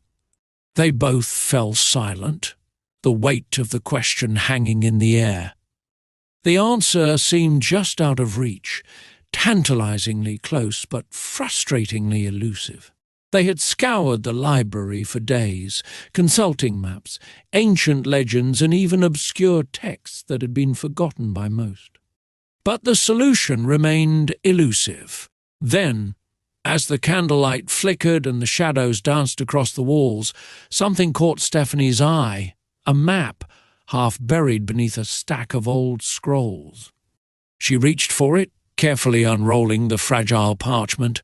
The map depicted a mountain range, one that was familiar to her, yet different from any she had seen before. "This," Stephanie whispered, her voice filled with a mixture of surprise and realization. "This map, it shows a place I've seen mentioned only once before in a passing reference in one of the oldest texts. The Valley of Waterfalls, a hidden plateau high in the mountains where the elements converge." Sage leaned in, his eyes scanning the map. "It's remote, almost inaccessible," he said, tracing the path with his finger. "Surrounded by cliffs with treacherous winds and rivers cutting through it. This place, it's where the elements meet. The perfect place to hide a stone that represents the unity of all elements," Stephanie concluded, her heart racing with the excitement of discovery. They shared a look, a silent agreement passing between them. This was it, the location of the iridescent stone. Their painstaking research had paid off, and they now knew where they needed to go. Without wasting another moment, they gathered their things and prepared for the journey ahead. The path to the Valley of Waterfalls would be dangerous, but they were ready. The challenges they had faced so far had only strengthened their resolve, and they knew that this final mission would be their most difficult yet. The journey to the valley was grueling. They travelled through dense forests, crossed raging rivers, and climbed steep, rocky trails that seemed to go on forever. The higher they climbed, the thinner the air became, and the more difficult each step was. But they pressed on, driven by the knowledge that the iridescent stone awaited them at the end of their journey. Days later, they finally reached the valley. The sight that greeted them was breathtaking, a vast, flat expanse surrounded by towering cliffs, with waterfalls cascading down into crystal-clear pools. The air filled with the sound of rushing water and the scent of fresh pine. The sky above stretched endlessly in every direction, a brilliant blue that contrasted sharply with the dark, imposing cliffs. The air was cool and crisp, the wind whipping around them with a force that spoke of the power of the elements. But the valley was not empty. In the centre stood a massive stone structure, ancient and imposing, with intricate carvings depicting the elements. Waves crashing against rocks, flames licking the air, mountains rising toward the sky, and winds swirling in endless patterns. At the heart of the structure, embedded in a pedestal of stone, was the iridescent stone. The stone was mesmerizing, its surface shimmering with every color of the spectrum, shifting and changing as it caught the light. But between them and the stone lay an elaborate obstacle course, filled with traps and challenges designed to test their strength, endurance, and resolve. The first obstacle was a series of massive rotating blades, their edges sharp and gleaming. The blades were set into the ground, spinning at irregular intervals, creating a deadly barrier between them and the next section of the course. The gaps between the blades were narrow, and the timing had to be perfect to pass through unscathed. "We'll need to move quickly," Sage said, his eyes narrowing as he studied the blades. "But we can't afford to rush. Timing is everything." Stephanie nodded, her heart pounding in her chest as she watched the blades spin. The air around them was tense, filled with the sound of metal slicing through the air. "We'll go one at a time," she suggested. "You go first, I'll follow when you're through." Sage took a deep breath, his mind focused on the task at hand. He watched the blades carefully, noting the pattern of their movements, the timing of their rotations. Then, with a burst of speed, he dashed forward, slipping through the gaps just as the blades spun past. He moved with precision, his body low and agile, avoiding each blade with barely an inch to spare. Stephanie watched in awe as Sage reached the other side, his movements fluid and controlled. He turned to her, nodding in encouragement, and she knew it was her turn. She took a deep breath, calming her nerves, and then followed Sage's path, her eyes locked on the spinning blades. She moved quickly but carefully, timing her steps with the rotations of the blades. The wind from the blades whipped past her as she ducked and twisted, her heart racing as she slipped through the narrow gaps. Finally, with a final leap, she cleared the last blade, landing safely beside Sage. They shared a brief moment of relief before turning to face the next challenge. The second obstacle was a long, narrow bridge suspended over a deep chasm. The bridge was old and rickety, its wooden planks creaking ominously as they approached. But what made the bridge truly perilous were the jets of flame that shot up from the depths of the chasm at irregular intervals, threatening to engulf anyone who tried to cross. "This is going to be tough," Sage said, eyeing the flames warily. "We need to time our movements with the flames just like we did with the blades." Stephanie nodded, her eyes scanning the bridge. The flames shot up in bursts, lighting the chasm below with an orange glow. She could feel the heat from where they stood, and she knew that one wrong step could be fatal. "We'll go together," she said, her voice firm. "If one of us hesitates, the other can help pull them forward." "We have to trust each other," Sage agreed, and they stepped onto the bridge together, their eyes locked on the flames. They moved cautiously, each step calculated and precise. The bridge swayed beneath their weight, the planks creaking ominously as they advanced. The first jet of flame shot up just ahead of them, and they stopped, waiting for the flames to subside. When the path was clear, they moved forward, stepping quickly over the scorched planks. The flames shot up again, this time closer, and they had to leap to avoid the searing heat. The bridge seemed to go on forever, each step a test of their resolve. But they moved in perfect sync, their movements coordinated, their focus unbreakable. The flames continued to shoot up from the chasm, but they timed their steps perfectly, avoiding the danger with each careful movement. Finally, they reached the other side, their clothes singed, but their bodies unharmed. They exchanged a glance, their breath coming in short gasps, but there was no time to rest. The iridescent stone was within reach, and the final challenge awaited. The last obstacle was the most daunting of all. The path to the stone was blocked by a series of massive stone pillars that moved up and down in a rhythmic pattern, each one capable of crushing anything in its path. The pillars were covered in ancient runes that glowed with a faint, eerie light, and the sound of stone grinding against stone echoed through the chamber. "We need to get through without getting crushed," Stephanie said, her voice tense. "But the timing is crucial. If we misstep, we could be caught between the pillars." Sage studied the pillars, his mind racing as he tried to calculate the pattern of their movements. The pillars rose and fell in a rhythm, but the timing was irregular, making it difficult to predict when it was safe to move. "We'll have to take it slow," Sage said, his voice steady.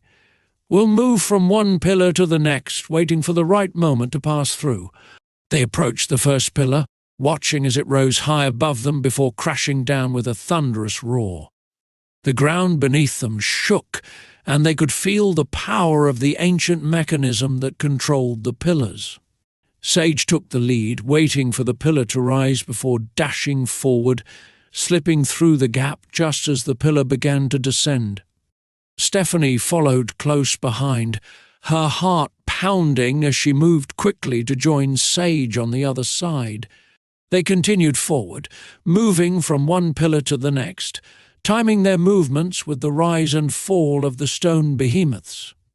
Each step was a test of their skill and precision, but they moved together, their trust in each other unshakable. Finally, they reached the last pillar, the final barrier between them and the iridescent stone. The pillar was larger than the others, its descent slower but more powerful. The air was thick with tension as they prepared for the final dash. "On my count," Sage said, his voice low and focused.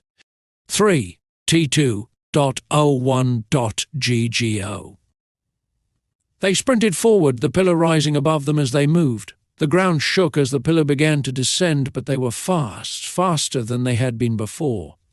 With a final leap, they cleared the pillar, landing just in front of the stone altar. The iridescent stone glowed brightly, its surface shimmering with every color of the spectrum.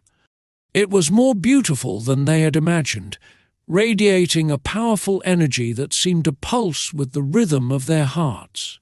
Stephanie approached the stone altar with reverence, her hand outstretched to take the stone. But as she did, her eyes caught sight of something else, something that made her pause. "Sage!" she called softly, her voice tinged with uncertainty. "Look at this." Sage turned to where she was pointing, his gaze falling on a small alcove built into the wall beside the altar. Inside, nestled among the dust and cobwebs, was a leather-bound journal, its cover worn and faded with age. Next to it lay a rolled-up parchment sealed with wax.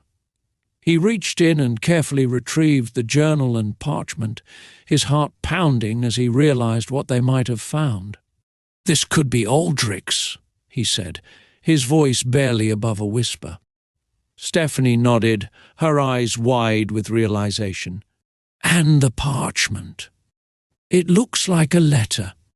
Sage opened the journal first, the pages crackling as he turned them. The handwriting was unmistakable. Aldrich's neat, precise script filled the pages, detailing plans, rituals, and most chilling of all, a strategy for seizing control of the kingdom. As they read, the true extent of Aldrich's ambition became clear. He had been planning this for years, using his influence to position himself for the moment when he could strike. But it was the letter that truly made their blood run cold. Sage carefully broke the seal and unrolled the parchment, his eyes scanning the lines of text. The letter was written in Cadwell's hand, addressed to Aldrich, and its contents were damning. Cadwell had pledged his loyalty to Aldrich, outlining the next steps in their conspiracy to use the elemental stones to overthrow the kingdom. "This is it," Sage said, his voice filled with a mixture of anger and determination. "This is the proof we needed. Cadwell has been working with Aldrich from the start." Stephanie's hand trembled as she took the letter from him, her eyes scanning the lines that confirmed their worst fears. "We have to stop them," she whispered, her voice filled with resolve. "We have to get back to the Citadel and expose them before it's too late." Sage nodded, his jaw set in determination. "But first, we need to take the iridescent stone. It's the final piece of the amulet, and it's the only thing that can counter the power they've already begun to unleash." Stephanie turned back to the altar, her heart pounding as she reached out, her fingers brushing against the stone. The moment she touched it, the stone responded, its light growing brighter, filling the chamber with a radiant glow. She could feel its power, the culmination of all the elements they had encountered on their journey: water, fire, earth, and air, each one present in the stone's iridescent surface. Sage stepped forward, his eyes locked on the stone. "This is it," he said softly, "the final piece." Stephanie nodded, her heart swelling with the significance of the moment. She took the iridescent stone in her hands and held it close, feeling its warmth and energy seep into her very being. With a deep breath, she brought out the other stones, the blue, red, green, and purple stones, and held them together with the iridescent stone. She focused her magic, channeling the healing energy that had guided her through every trial. The stones responded, their light growing brighter as they began to merge, their individual energies blending into a single, unified force. Slowly the stones fused together, their light coalescing into a brilliant, radiant amulet. The amulet glowed with a soft, ethereal light, its surface shimmering with the colors of the stones that had formed it. Stephanie held the amulet close to her heart, feeling its power resonate within her. The amulet was complete, but its true purpose was still a mystery. Yet she knew that it was meant for something greater, that it held the key to the future of Alaria. As they stood together before the altar, the wind gently tugging at their clothes, Stephanie and Sage knew that their journey was far from over. The amulet had been forged, but its power was still unknown. They could feel its importance, its connection to the fate of their kingdom, but what that meant was yet to be revealed. The realization of all they had accomplished settled over them, and a deep sense of connection grew between them, a bond forged in trials, strengthened by trust, and deepened by the challenges they had overcome together. Sage turned to Stephanie, his eyes filled with admiration and something more, something unspoken but powerful. Stephanie met his gaze, her own feelings mirrored in his eyes. The amulet, warm against her chest, pulsed softly with their shared energy, as if recognizing the bond between them. The tension that had been building between them, the closeness they had felt throughout their journey, finally came to a head in this quiet moment. Without a word, Sage stepped closer, and Stephanie felt her breath catch. The world around them seemed to fade away, leaving only the two of them standing together in the heart of the ancient temple. Slowly, hesitantly, Sage lifted a hand to Stephanie's cheek, his touch gentle and reverent. She leaned into his hand, her eyes closing briefly as she savoured the warmth of his touch. When she opened her eyes again, Sage was closer, his gaze intense, filled with emotion. The connection between them, forged through their journey, now felt undeniable, and in that moment everything fell into place. Stephanie stepped forward, closing the small distance between them, and Sage lowered his head, his lips meeting hers in a soft, tender kiss. The kiss was gentle at first, filled with the promise of something deeper, something that had been growing between them for so long. But as the moments passed, it deepened. The weight of their journey and the emotions they had kept hidden finally finding release. The amulet between them pulsed with warmth, as if recognizing their bond, the light from the stones glowing brighter as their kiss continued. When they finally pulled away, their foreheads rested against each other, both of them breathing heavily, their hearts racing. "I've wanted to do that for so long," Sage whispered, his voice rough with emotion. "Me too," Stephanie replied, her voice barely more than a breath. They stayed like that for a moment longer, savouring the connection between them, the bond that had grown into something more, something undeniable. As they finally pulled apart, they knew that whatever challenges lay ahead, they would face them together. The amulet's power was in their hands, and their newfound love was a strength that would carry them through whatever awaited them. And as they left the temple, the amulet safely hidden against Stephanie's chest, they couldn't help but feel a sense of anticipation, of hope.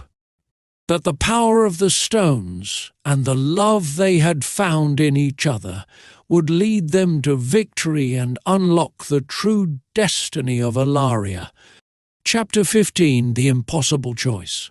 The sun dipped below the horizon as Lady Stephanie and Sage emerged from the ancient temple, the amulet forged from the 5 elemental stones glowing faintly in Stephanie's hand. The warmth of its light contrasted sharply with the cold weight that had settled in Sage's chest. They had succeeded in their mission, but the true test was still ahead of them. The kingdom of Alaria hung in the balance, and their next move would determine its fate.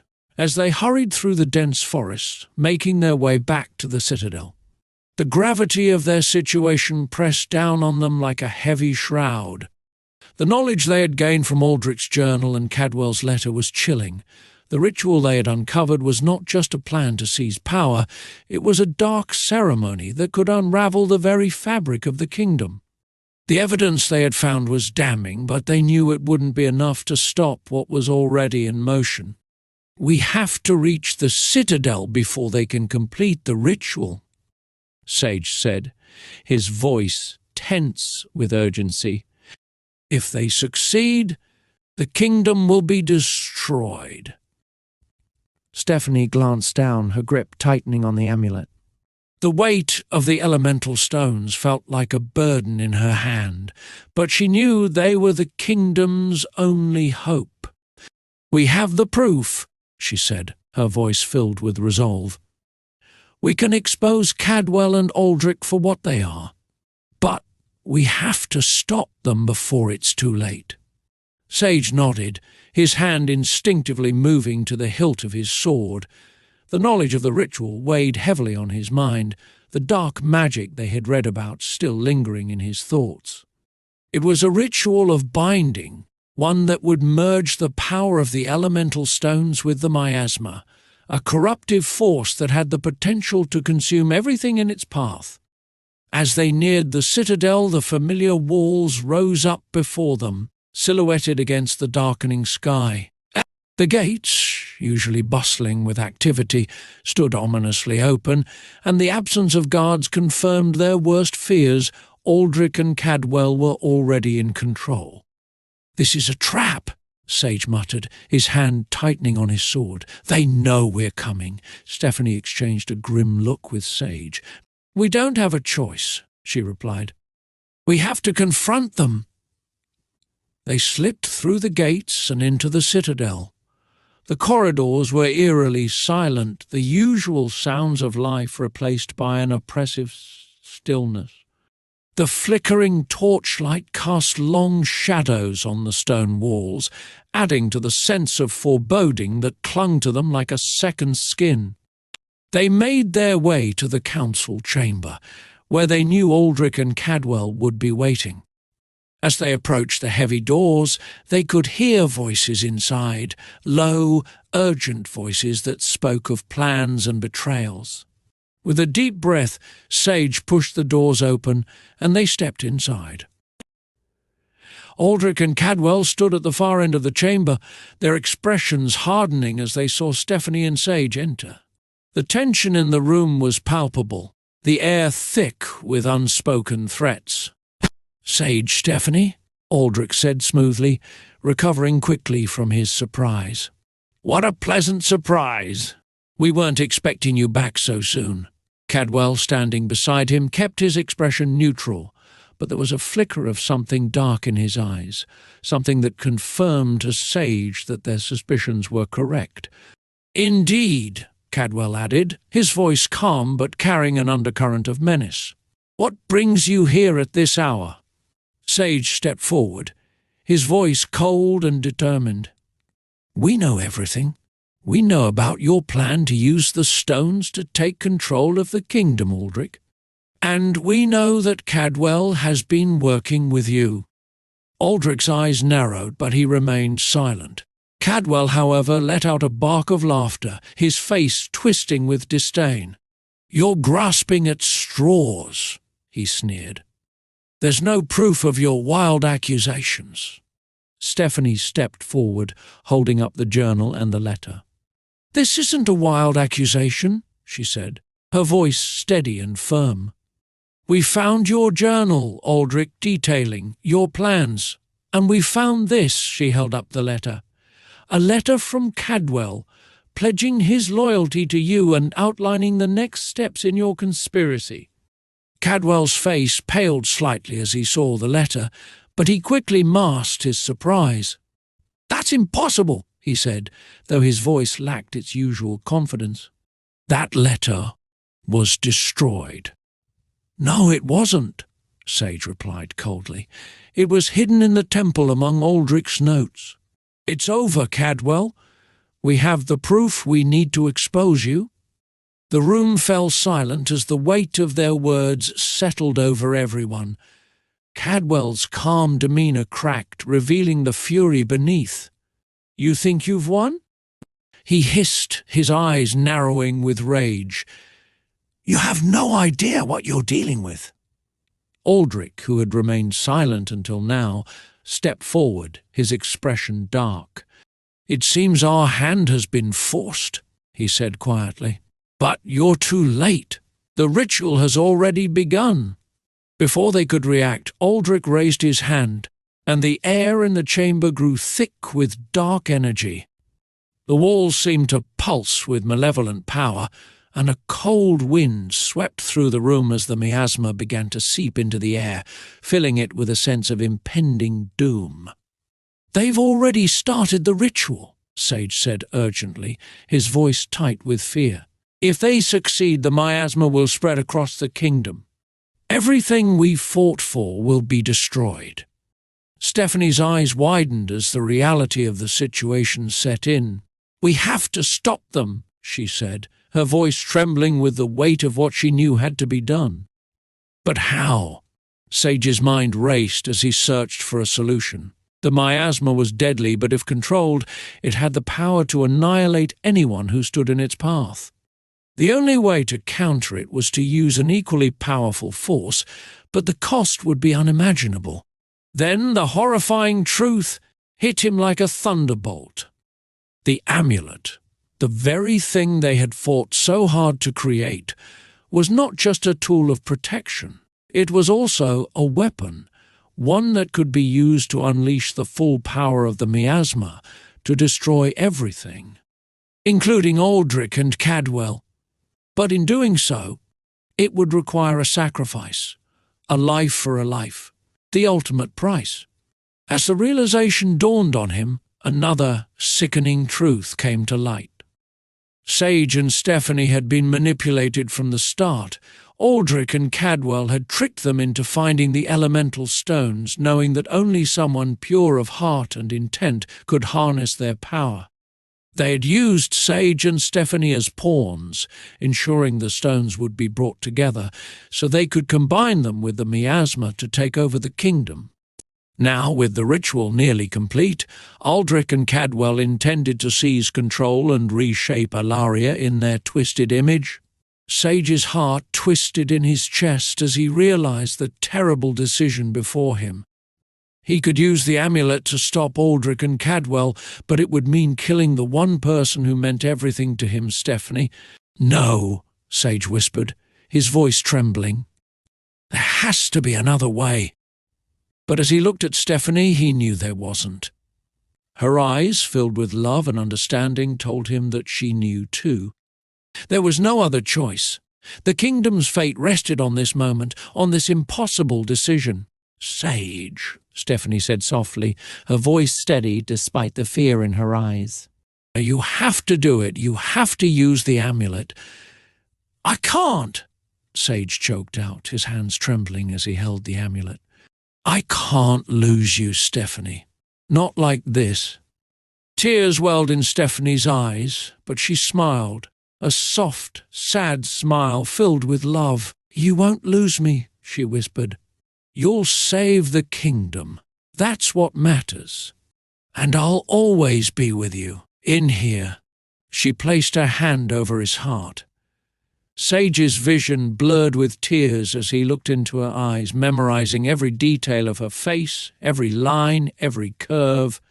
He wanted to say something, anything, to stop this, but he knew it was too late. The miasma was growing stronger, the dark energy swirling around them like a storm. "I love you," Sage whispered, his voice breaking. "I'm so sorry." "I love you too," Stephanie replied, her voice trembling but strong. "Now do what you have to do." Sage hesitated, his mind racing as he struggled to find another way. But as he gazed into Stephanie's eyes, he understood why it had to be her. The amulet, forged from the 5 elemental stones, required not just any sacrifice, but the life of someone whose heart was pure, whose love for the kingdom was selfless. Stephanie's purity, her unwavering commitment to protecting Alaria, made her the only one who could unlock the amulet's full power. Only by sacrificing someone as pure and noble as Stephanie could the amulet counter the miasma's corruptive force. The amulet's magic was ancient and unforgiving, bound by laws that neither of them could alter. It demanded a balance, a life of equal worth to the lives it would save. In this dark moment, Sage realized that Stephanie was not just the key to the amulet's power, but the kingdom's last hope. Without her sacrifice, the miasma would consume everything, and Aldrich and Cadwell would reign supreme. With a cry of anguish, Sage activated the amulet, channeling its power into the miasma. The chamber shook as the elemental stones flared to life, their light merging with the dark energy, creating a vortex of power that filled the room. As the power of the amulet surged, Stephanie felt its energy drawing from her, the stones feeding on her life force to amplify their magic. The ritual demanded balance. A life must be given to counter the miasma's spread. The amulet, designed to protect, had been turned into a tool of destruction, but only through the ultimate sacrifice could it fulfill its purpose. Aldrich and Cadwell screamed as the miasma turned on them, consuming them with its corruptive force. The walls of the citadel cracked and crumbled under the strain, the very foundations of the structure shaking as the battle raged on. But all Sage could focus on was Stephanie. The light of the amulet was growing brighter, and he could feel the life draining from her as the amulet drew on her energy to power the attack. Her body trembled, her breath coming in ragged gasps, but she didn't cry out, didn't waver. Finally, with a final surge of power, the miasma was destroyed, taking Aldrich and Cadwell with it. The chamber fell silent, the dark energy dissipating as quickly as it had come. Sage fell to his knees, the amulet falling from his hands as he reached for Stephanie. Her body slumped against him, her eyes fluttering closed as the last breath left her lungs. "Stephanie," Sage whispered, his voice breaking as he cradled her in his arms. "Please, no, don't leave me." Stephanie's eyes, dimming with the weight of her sacrifice, found his. With her last breath she whispered, "I forgive you," before the darkness claimed her. It was too late. The life had already faded from her body, her sacrifice complete. The amulet, now dull and lifeless, lay on the ground beside them, a testament to the terrible price they had paid. Tears streamed down Sage's face as he held her close, his heart shattering with grief. The kingdom was safe, but at what cost? The woman he loved, the one person who had stood by his side through every trial, was gone. And, as he knelt in the ruins of the chamber, the silence pressing down on him, Sage realized that nothing would ever be the same. The battle was over, but the war within his heart had only just begun. In that moment, Sage understood the true meaning of sacrifice. The amulet's power had required not just any life, but the life of someone pure, someone whose love for the kingdom was greater than any other. Stephanie's death had not been in vain. It was the only way to destroy the miasma and save Alaria from total destruction. The kingdom would live on, but Sage would carry the weight of this loss forever, a reminder of the price of their victory. Chapter 16: Heartbreak. The silence in the chamber was oppressive. The echoes of battle had long since faded, leaving only the stillness that followed in the wake of tragedy. Sage knelt beside Stephanie's lifeless body, the weight of his actions bearing down on him like a crushing tide. The kingdom was saved. This was the victory they had fought for, sacrificed for. But as he gazed at the woman he loved, all he could feel was the emptiness that stretched endlessly before him. The amulet, still warm from the power it had unleashed, lay in his trembling hand, its light dim and fading. It had been a symbol of hope, of unity, of the elements coming together to protect the kingdom. But now, in the cold aftermath of his decision, it felt like nothing more than a cruel reminder of the price that had been paid. Sage's hands were stained with the dark magic of the miasma, the power he had used to end Stephanie's life. He had wielded that magic countless times before, in battle, in defense of the kingdom, but never like this. Never against someone he loved. The memory of her final breath, the way her eyes had dimmed as the life drained from her, replayed relentlessly in his mind, a torment he couldn't escape. The kingdom was safe, but what did that matter now? The halls of the citadel, once filled with life and purpose, now seemed to echo with the ghosts of the past, mocking him with memories of what he had lost. The warrior who had fought to protect Alaria was gone, replaced by a man who was little more than a shadow. Sage's heart felt hollow, an aching void where his love for Stephanie had once burned so brightly. He had made the impossible choice, one that had saved countless lives, but in doing so he had lost everything that made those lives worth saving. Days passed in a blur. Time had lost all meaning. Sage wandered the halls of the citadel, his steps aimless, his eyes vacant. The other warriors, the council members, even the servants who passed him by, looked at him with a mixture of pity and fear. They whispered about him, the warrior who had saved the kingdom but lost his soul in the process. Sage felt the weight of their gazes, but it didn't matter. Nothing mattered anymore. The world had gone grey, drained of colour and life, just as Stephanie's light had faded from the world. He couldn't sleep, couldn't eat, couldn't bring himself to care about anything.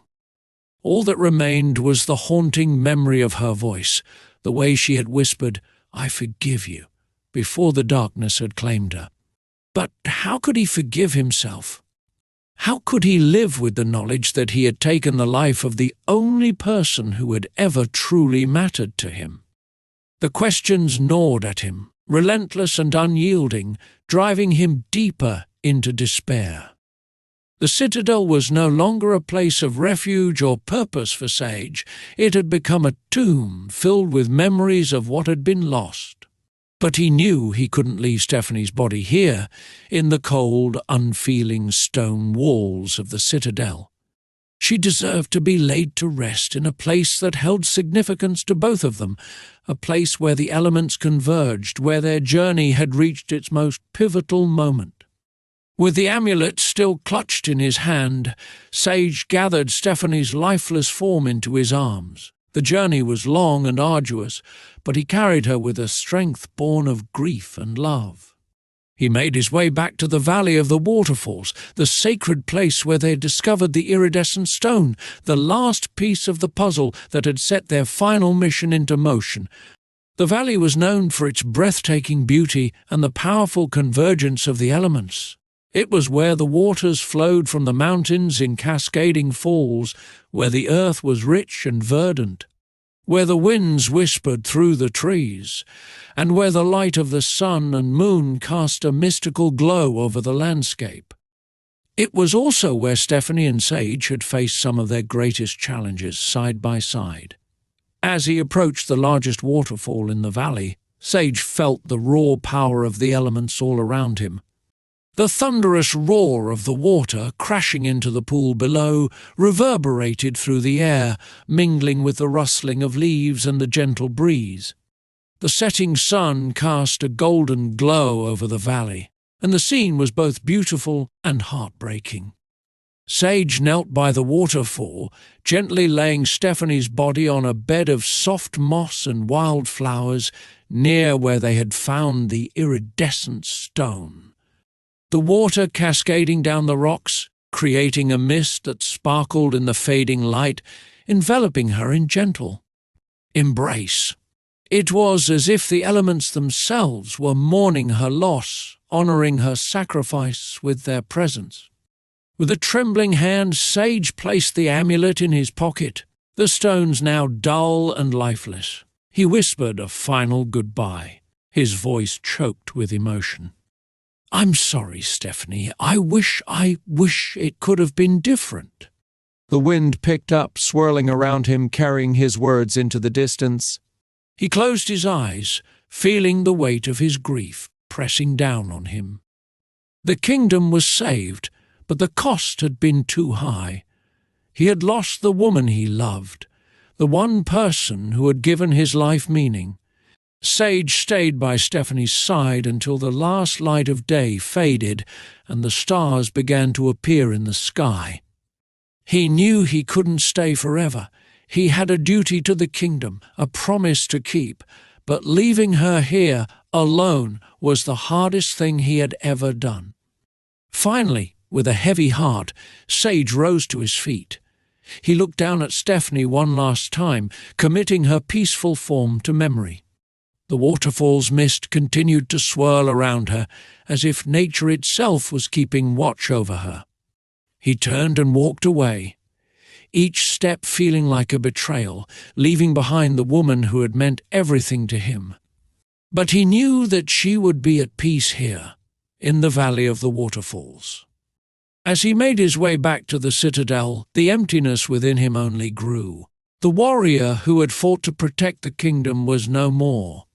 In his place stood a man consumed by despair, a man who had once been a hero but was now lost in the darkness within himself. The kingdom was safe, but Sage was lost. And in the quiet, lonely nights, when the rest of the world slept, he would sit in the darkness, clutching the memories of Stephanie and whispering her name. knowing that he would never again find peace. Chapter 17. The Dream. The weeks after Stephanie's death were a blur of sleepless nights and endless days that bled into one another. For Sage, there was no escape from the torment that haunted him, no respite from the memories that played in a relentless loop through his mind. He couldn't sleep, couldn't rest. Every time he closed his eyes, he was confronted with the image of Stephanie's lifeless body, her light extinguished by his own hand. The exhaustion weighed on him, dragging him down into a pit of despair from which he couldn't climb out. His body ached, his mind was frayed, and yet sleep remained elusive, taunting him with the promise of relief that never came. He had tried everything, meditation, potions, even pushing himself to the brink of collapse in the hopes that his body would finally give in. But nothing worked. The guilt and grief gnawed at him, keeping him awake night after night. And so Sage wandered the halls of the citadel, a ghost of the man he had once been, his eyes hollow, his steps aimless. The vibrant, confident warrior who had fought to protect the kingdom was gone, replaced by a shell of a man consumed by the loss of the woman he loved. It was on one of these sleepless nights, when the world was dark and silent, that Sage finally succumbed to exhaustion. He lay in his chambers, the amulet clutched tightly in his hand, the same amulet that had brought so much hope and so much pain. The cold, unyielding stone pressed against his palm, a constant reminder of the sacrifice he had made. His body, pushed to its limits, finally gave in, and Sage slipped into a fitful, uneasy sleep. But this sleep was different. Instead of the usual torment of reliving that final, tragic moment, Sage found himself in a vast, empty void. The darkness was all-encompassing, swallowing him whole, and for a moment he feared he was trapped in some nightmare from which he would never wake. Then, faintly at first, he heard a voice that cut through the darkness like a beacon of light. It was soft, familiar, filled with warmth and love. Sage. His breath caught in his throat, his heart pounding wildly as he turned toward the sound. There, in the distance, a soft light began to glow, growing brighter with each passing moment. The darkness receded, and the light took shape, forming into a figure, a woman with striking red hair and light blue eyes that seemed to pierce through the veil of his grief. "Stephanie?" Sage's voice trembled as he called out her name, afraid that it was just another cruel trick of his mind. But as the figure drew closer, he knew it was her, Lady Stephanie, the woman he had loved and lost. She was radiant, her presence dispelling the darkness that had consumed him. There was no anger in her eyes, no resentment, only the same kindness and strength that had drawn him to her in life. She looked as she always had, except for the faint glow that surrounded her, a soft ethereal light that made her seem almost otherworldly. "Sage," she said again, her voice filled with gentle urgency. "I'm here." He reached out for her, desperate to feel her touch, to hold her once more, but his hand passed through her form as if she were made of mist. The pain of that realization was like a dagger to his heart. She wasn't truly there. This was only a dream, a cruel mirage conjured by his grief-stricken mind. But Stephanie's expression remained calm, reassuring. "You haven't lost me, Sage," she said, her voice like a balm to his wounded soul. "I'm still here, with you, in the amulet."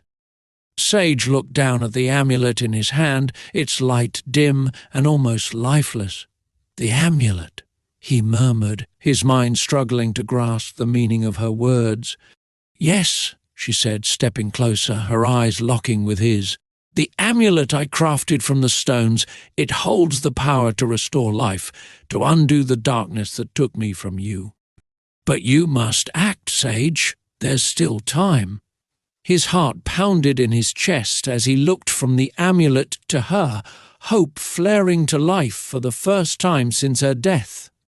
"How?" he asked, his voice filled with desperation. "How can I bring you back?" Stephanie's hand reached out, hovering over the spot where her heart would be. "Press the amulet here against my heart." The stones, water, fire, earth, air, and the iridescent, they were forged together with purpose. Their power combined can reverse what was done. But you must believe, Sage. You must have faith in what we shared, in what you can still do.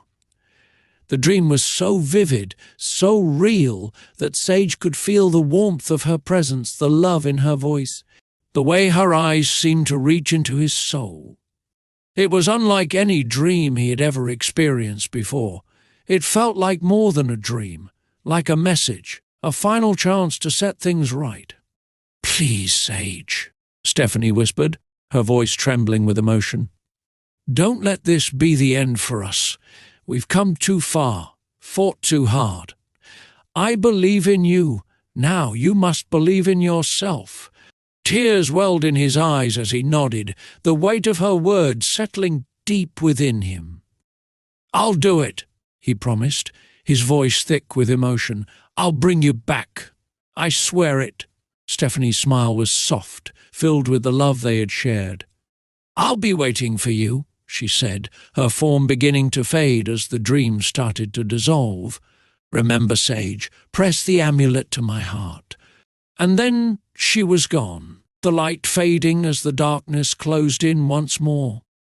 But this time Sage didn't feel lost in it. The warmth of her presence lingered, a guiding light in the darkness. Sage awoke with a start, his heart racing, the echo of Stephanie's voice still fresh in his mind. He sat up, clutching the amulet tightly in his hand, the dream playing over and over in his thoughts. It had felt so real, so tangible. He could still feel her presence, her warmth, the way her eyes had looked into his with such trust and love. The exhaustion that had plagued him for weeks, the sleepless nights that had left him on the brink of collapse, seemed to recede in the face of the dream's clarity. The despair that had consumed him for so long was still there, but now it was tempered with something new, a sense of purpose, a determination that had been rekindled by the dream. Stephanie had given him hope, a way to make things right, and he couldn't ignore it. He rose from his bed, his movements filled with a newfound resolve. The dream had shown him what he needed to do, and now there was no time to waste. He couldn't let her down, not again. He would bring her back, or he would die trying. Sage moved quickly, gathering his belongings, his mind racing with the instructions Stephanie had given him. He would return to the Valley of Waterfalls, to the place where the elements converged.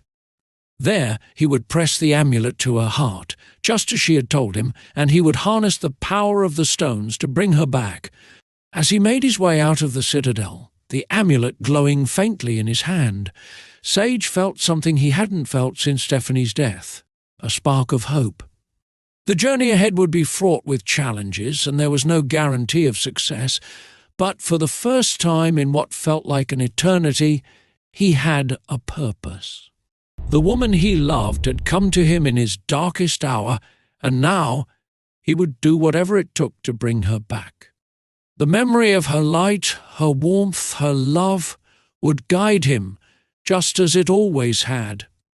And as Sage set off toward the Valley of Waterfalls, the weight of the amulet in his hand felt less like a burden and more like a promise that he would fulfill, no matter the cost.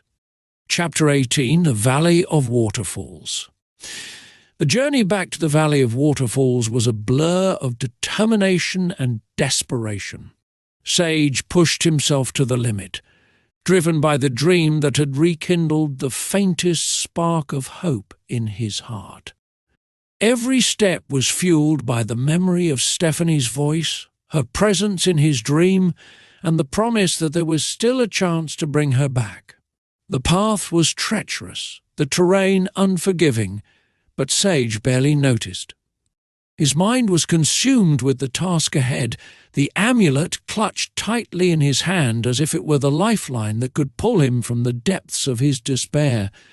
The sleepless weeks had taken their toll, but the dream had given him a renewed sense of purpose, a mission that was more important than anything he had ever faced. Days passed in a haze of physical exertion and mental anguish, but Sage didn't allow himself to stop. The Valley of Waterfalls was his only destination, the place where the elements converged, where he would make one final attempt to undo the tragedy that had shattered his life. Finally, after what felt like an eternity, Sage reached the entrance to the valley. The sound of rushing water filled the air, a constant rhythmic pulse that echoed through the mountains. The mist from the waterfalls hung in the air, cool and refreshing against his weary skin, and the lush greenery of the valley stood in stark contrast to the barren landscape he had travelled through. But there was no time to appreciate the beauty of the valley. Sage's heart pounded with urgency as he descended into the heart of the valley, his eyes scanning the terrain for the exact spot where Stephanie had told him to press the amulet to her heart. He followed the river that wound its way through the valley, its waters clear and sparkling in the sunlight. The waterfalls cascaded down the cliffs in a series of breathtaking displays, their power and grace a reminder of the elemental forces that had shaped the land. Sage's steps quickened as he approached the largest of the waterfalls, the one that marked the place where the elements truly converged. This was the place. He was certain of it. The waterfall roared as it plunged from the cliff above, the mist rising around him like a shroud. Sage stepped forward, his breath catching in his throat as he reached the spot where he had laid Stephanie's body weeks ago. His hands shook as he knelt beside the river, the weight of the amulet heavy in his grasp. He could still feel the presence of the elements around him. The water rushing past, the earth beneath his feet, the air swirling in the mist, the faint warmth of the sun's fire. The dream had been so clear, so vivid, and now, in this place where the elements converged, it felt as if the boundaries between life and death, between the physical and the spiritual, were thinner than ever. Taking a deep breath, Sage closed his eyes and focused on the amulet. The stones embedded in it began to glow softly, responding to the energy of the valley. Water, fire, earth, air, and the iridescent stone. All 5 stones pulsed with a rhythmic light, their power interweaving, merging into a single unified force. "Please," Sage whispered, his voice breaking with emotion. "Please let this work." He pressed the amulet to the spot where Stephanie's heart had once beat, the stones warm against his skin. The light from the amulet flared brighter, and Sage could feel the power of the elements surging through him, as if the valley itself were lending him its strength. The ground trembled beneath him, the waters of the river swirling with newfound energy. The air grew thick with the scent of earth and the warmth of fire, and the mist around him coalesced into a shimmering veil that enveloped the valley. Sage's heart raced as he poured all of his will, all of his love, into the amulet, willing the stones to do what they were meant to do, to bring Stephanie back. For a moment time seemed to stand still. The world around him faded into a blur of light and sound, and Sage could feel the presence of the elements all around him, a living, breathing force that answered his call. The light of the amulet grew blinding, filling the valley with a brilliance that rivaled the sun. And then, as suddenly as it had begun, the light began to fade. The trembling of the ground ceased, the river's waters slowed to their normal flow, and the mist dispersed, leaving only the gentle roar of the waterfall to fill the silence. Sage's heart pounded in his chest as he opened his eyes, his breath coming in ragged gasps. He looked down at the amulet in his hand, its light now dim, and then back at the spot where he had pressed it to the ground. For a moment, nothing happened. Sage's hope faltered, his mind racing with doubt. Had it failed? Had the dream been nothing more than a cruel illusion, a figment of his grief-addled mind? But then, slowly, a faint shimmer appeared in the air before him. Sage's breath caught in his throat as the shimmer grew brighter, coalescing into a familiar shape, a figure lying on the ground just as he had left her. "Stephanie," he whispered, his voice trembling with both hope and fear. The figure remained still, her form translucent and ethereal, as if caught between the worlds of the living and the dead. Sage's heart ached with longing as he reached out, his hand hovering just above her, afraid to touch her, afraid that she would disappear like the mist. But then, as if sensing his presence, Stephanie's form began to solidify, the shimmer of light fading as she took on the appearance of flesh and blood. Her eyes fluttered open, and she drew in a deep, shuddering breath, her chest rising and falling with the effort. "Stephanie," Sage gasped, tears filling his eyes as he watched her come back to life. He fell to his knees beside her, his hands trembling as he gently touched her face, her skin warm beneath his fingertips. She blinked up at him, her eyes filled with confusion and a deep, abiding love. "Sage?" she whispered, her voice weak but unmistakably hers. "Is it really you?" "It's me," Sage replied, his voice breaking with emotion. "It's really me." "You're back, Stephanie! You're really back!" Stephanie's eyes filled with tears as she reached up to touch his face, her hand trembling with the effort. I remember everything," she said softly, "the miasma, the darkness. But then you were there, in the dream, calling me back. I heard you, Sage." Sage nodded, unable to speak past the lump in his throat. He pulled her into his arms, holding her close as the tears flowed freely down his cheeks. The pain, the despair, the weeks of sleepless nights, they all melted away in that moment, replaced by the overwhelming relief of having her back.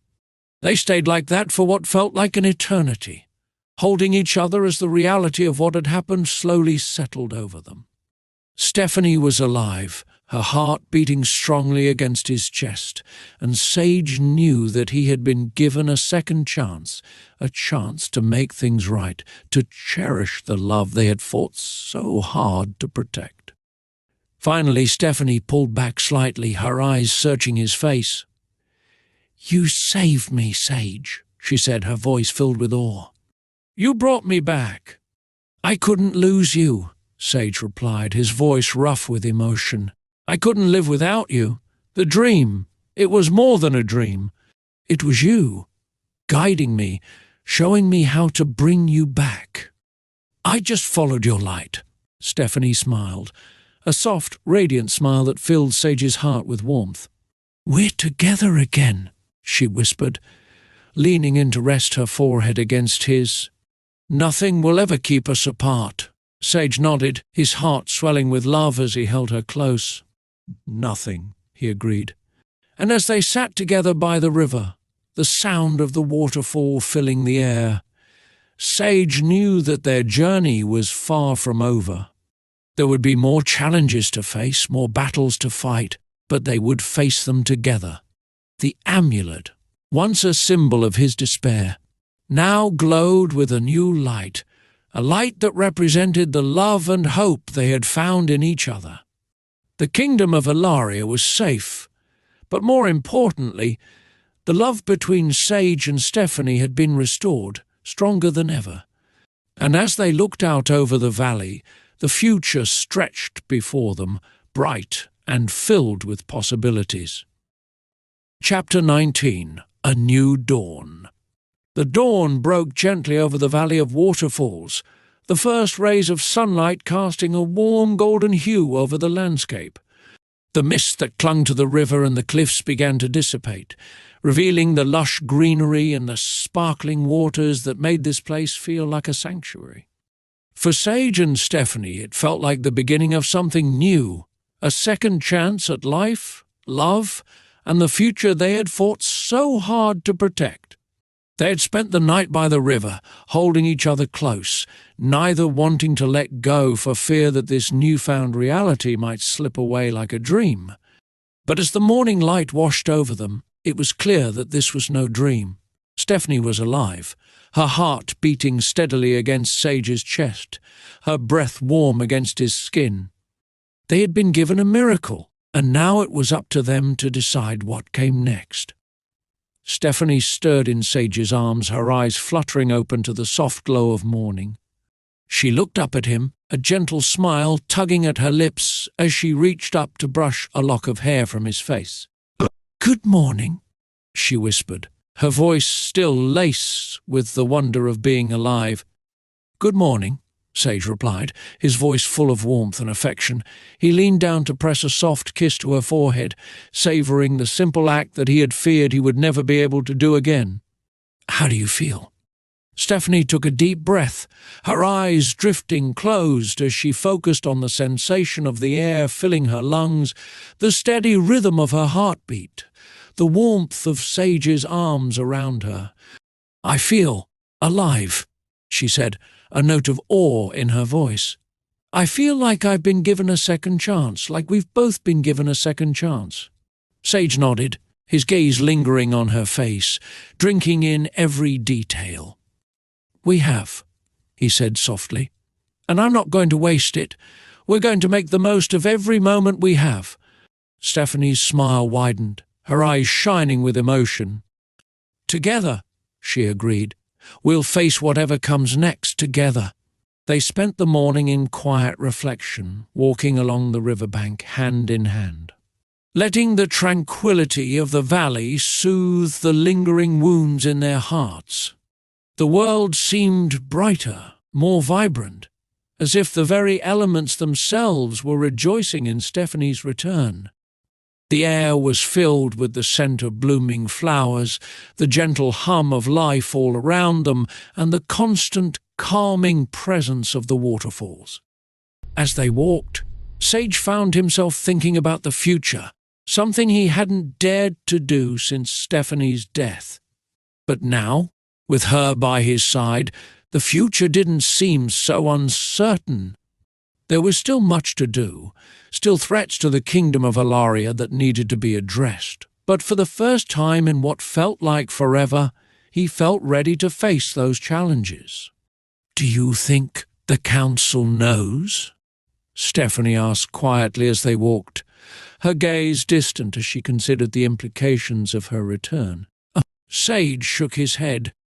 "I don't know," he admitted, "but they'll find out soon enough. We'll need to be careful. There are still those who would see us fail, who might want to use the power of the amulet for their own ends." Stephanie nodded, her expression serious.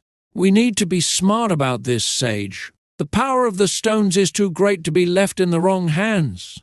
We have to protect the amulet, and we have to protect each other." "We will," Sage promised, his grip on her hand tightening with resolve. "We've been through too much to let anyone take this from us." As the sun climbed higher in the sky, they began to make their way out of the valley, the weight of the amulet heavy in Sage's pocket. But it no longer felt like a burden. It was a responsibility, yes, but it was also a symbol of their love, their determination, and their unwavering belief in each other. The journey back to the citadel was long, but it was different this time. They walked with purpose, with a shared resolve to face whatever awaited them. The path was still difficult, the terrain still challenging, but with Stephanie by his side, Sage felt like he could conquer anything. When they finally reached the outskirts of the citadel, the familiar walls rising up before them, a sense of anticipation filled the air.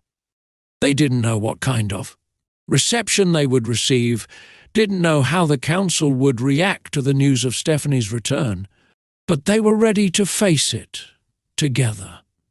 As they approached the gates, the guards stationed there looked up in surprise, their eyes widening as they recognized the figures approaching.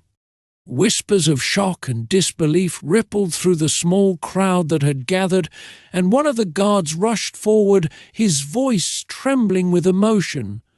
"Lady Stephanie," he stammered, his eyes wide with awe, "is it really you?" Stephanie smiled gently, her presence calm and reassuring. "It's me," she said, her voice steady. "We've returned." The guard looked between Stephanie and Sage, his expression a mixture of wonder and confusion. "But how? We thought you were lost." Sage stepped forward, his gaze firm as he addressed the guard. "She was lost," he said, his voice carrying the weight of everything they had been through. "But she's been found, and now we have work to do." The guard nodded, still too stunned to speak, and quickly stepped aside to let them pass. As they walked through the gates, the reality of their situation began to sink in. The citadel was the same as they had left it, but everything felt different. They had changed, stronger, more determined, united by the trials they had faced and the love that had brought them back from the brink. As they entered the main hall, the council members who had been in session turned to face them, their expressions ranging from shock to disbelief to a wary curiosity. Lord Cadwell, who had once betrayed them, was notably absent, his seat empty and cold. The weight of the amulet in Sage's pockets seemed to grow heavier, but he stood tall, his hands steady in Stephanie's. "We have returned," Sage announced, his voice strong and unwavering, "and we bring with us the power of the stones, the power that saved this kingdom. But know this, we will protect that power, and we will protect each other. The future of Alaria depends on it." The council members exchanged glances, their expressions unreadable, but Sage didn't waver. He knew that there would be challenges ahead, battles both seen and unseen, but he also knew that he and Stephanie were ready for whatever came next. As they stood together in the heart of the citadel, their hands clasped tightly, the first rays of dawn broke through the windows, casting a warm light over them. It was a new day, a new beginning, and for the first time in a long time, the future looked bright. Together, they would face whatever came next, and together they would forge a new destiny for the kingdom of Alaria. Chapter 20. The Path Forward. The council chamber was filled with a tense, expectant silence as Sage and Stephanie stood before the assembled members. The light of dawn filtered through the tall windows, casting long shadows across the stone floor. It was a moment of reckoning, a crossroads where the past, present, and future converged. The council members, still reeling from the shock of Stephanie's return, watched the pair with a mixture of wariness and awe. They had witnessed the power of the stones, the devastation wrought by the conspiracy, and the near destruction of their kingdom. And now they were faced with the two people who had played pivotal roles in both its downfall and its salvation. Lord Elroth, a stern and seasoned warrior who had long been a voice of reason on the council, was the first to speak. His gaze was steady as he addressed them, his voice carrying the weight of the authority he held. "Lady Stephanie, Sage," he began, his tone formal but not unkind, "your return is nothing short of a miracle. The power of the stones is beyond anything we could have imagined. But with such power comes great responsibility. The kingdom of Alaria is still recovering from the chaos, and we must decide how to move forward." Stephanie stepped forward, her expression calm but determined. She had always been a voice of reason, a healer with a heart full of compassion. And now she spoke with the clarity and strength of someone who had faced death and returned with a renewed sense of purpose. "The stones have the power to protect our kingdom, but they also hold the potential for great destruction if they fall into the wrong hands," she said, her voice carrying across the chamber. We must safeguard them, not only from those who would misuse them, but also from ourselves. The temptation to wield such power for personal gain is strong, and we must be vigilant. There were murmurs of agreement among the council members, but also a lingering tension. The memory of Lord Cadwell's betrayal was still fresh in their minds, and trust, once broken, was difficult to restore. Sage stepped forward to stand beside Stephanie, his presence a steadying force. He had been through hell and back, had faced the darkest corners of his own soul, and now, standing here with the woman he loved, he felt a strength he hadn't known before. "We know the cost of power," Sage said, his voice firm. "We've paid it in blood and in loss, but we've also learned that the stone's true strength lies not in their raw power, but in how they're used. We stand here today because we were able to bring that power together in a way that healed instead of destroyed. That is the lesson we must carry forward." The council members listened intently, their expressions thoughtful. There was no denying the truth in Sage's words. The kingdom had been saved not through force, but through the unity of the elements and the bond between those who wielded them. Lady Mirana, a wise and compassionate member of the council, nodded slowly, her voice soft but clear as she spoke. "The stones must be protected, yes, but they must also be used wisely. We cannot lock them away and hope that will be enough. We must ensure that those who possess the knowledge and strength to wield them do so with the kingdom's best interests at heart." Stephanie and Sage exchanged a glance, a silent understanding passing between them. They had always known that the path forward would not be easy, but they were ready to face it together. "We propose a council within the council," Stephanie suggested, her tone measured, "a group of trusted individuals who will oversee the safeguarding and responsible use of the stones. This group would be accountable to the High Council, but also independent, free from political influence. Their sole purpose would be to protect the kingdom by ensuring the stones are never misused." There was a moment of silence as the council members considered her proposal. It was a bold suggestion, one that acknowledged the need for both oversight and independence. It was also a reflection of the trust that Stephanie and Sage were asking for, trust that had been shaken by recent events, but which they were determined to rebuild. Lord Elroth was the first to speak. "It is a sound proposal," he said thoughtfully, his gaze sweeping across the chamber. "We have seen the dangers of unchecked power. A specialized group dedicated to the protection of the stones could serve as a safeguard against future threats." Lady Mirana nodded in agreement. "I believe this is the right path," she added. "We must ensure that the lessons we've learned are not forgotten, and that we build a future where the power of the stones is used for the good of all."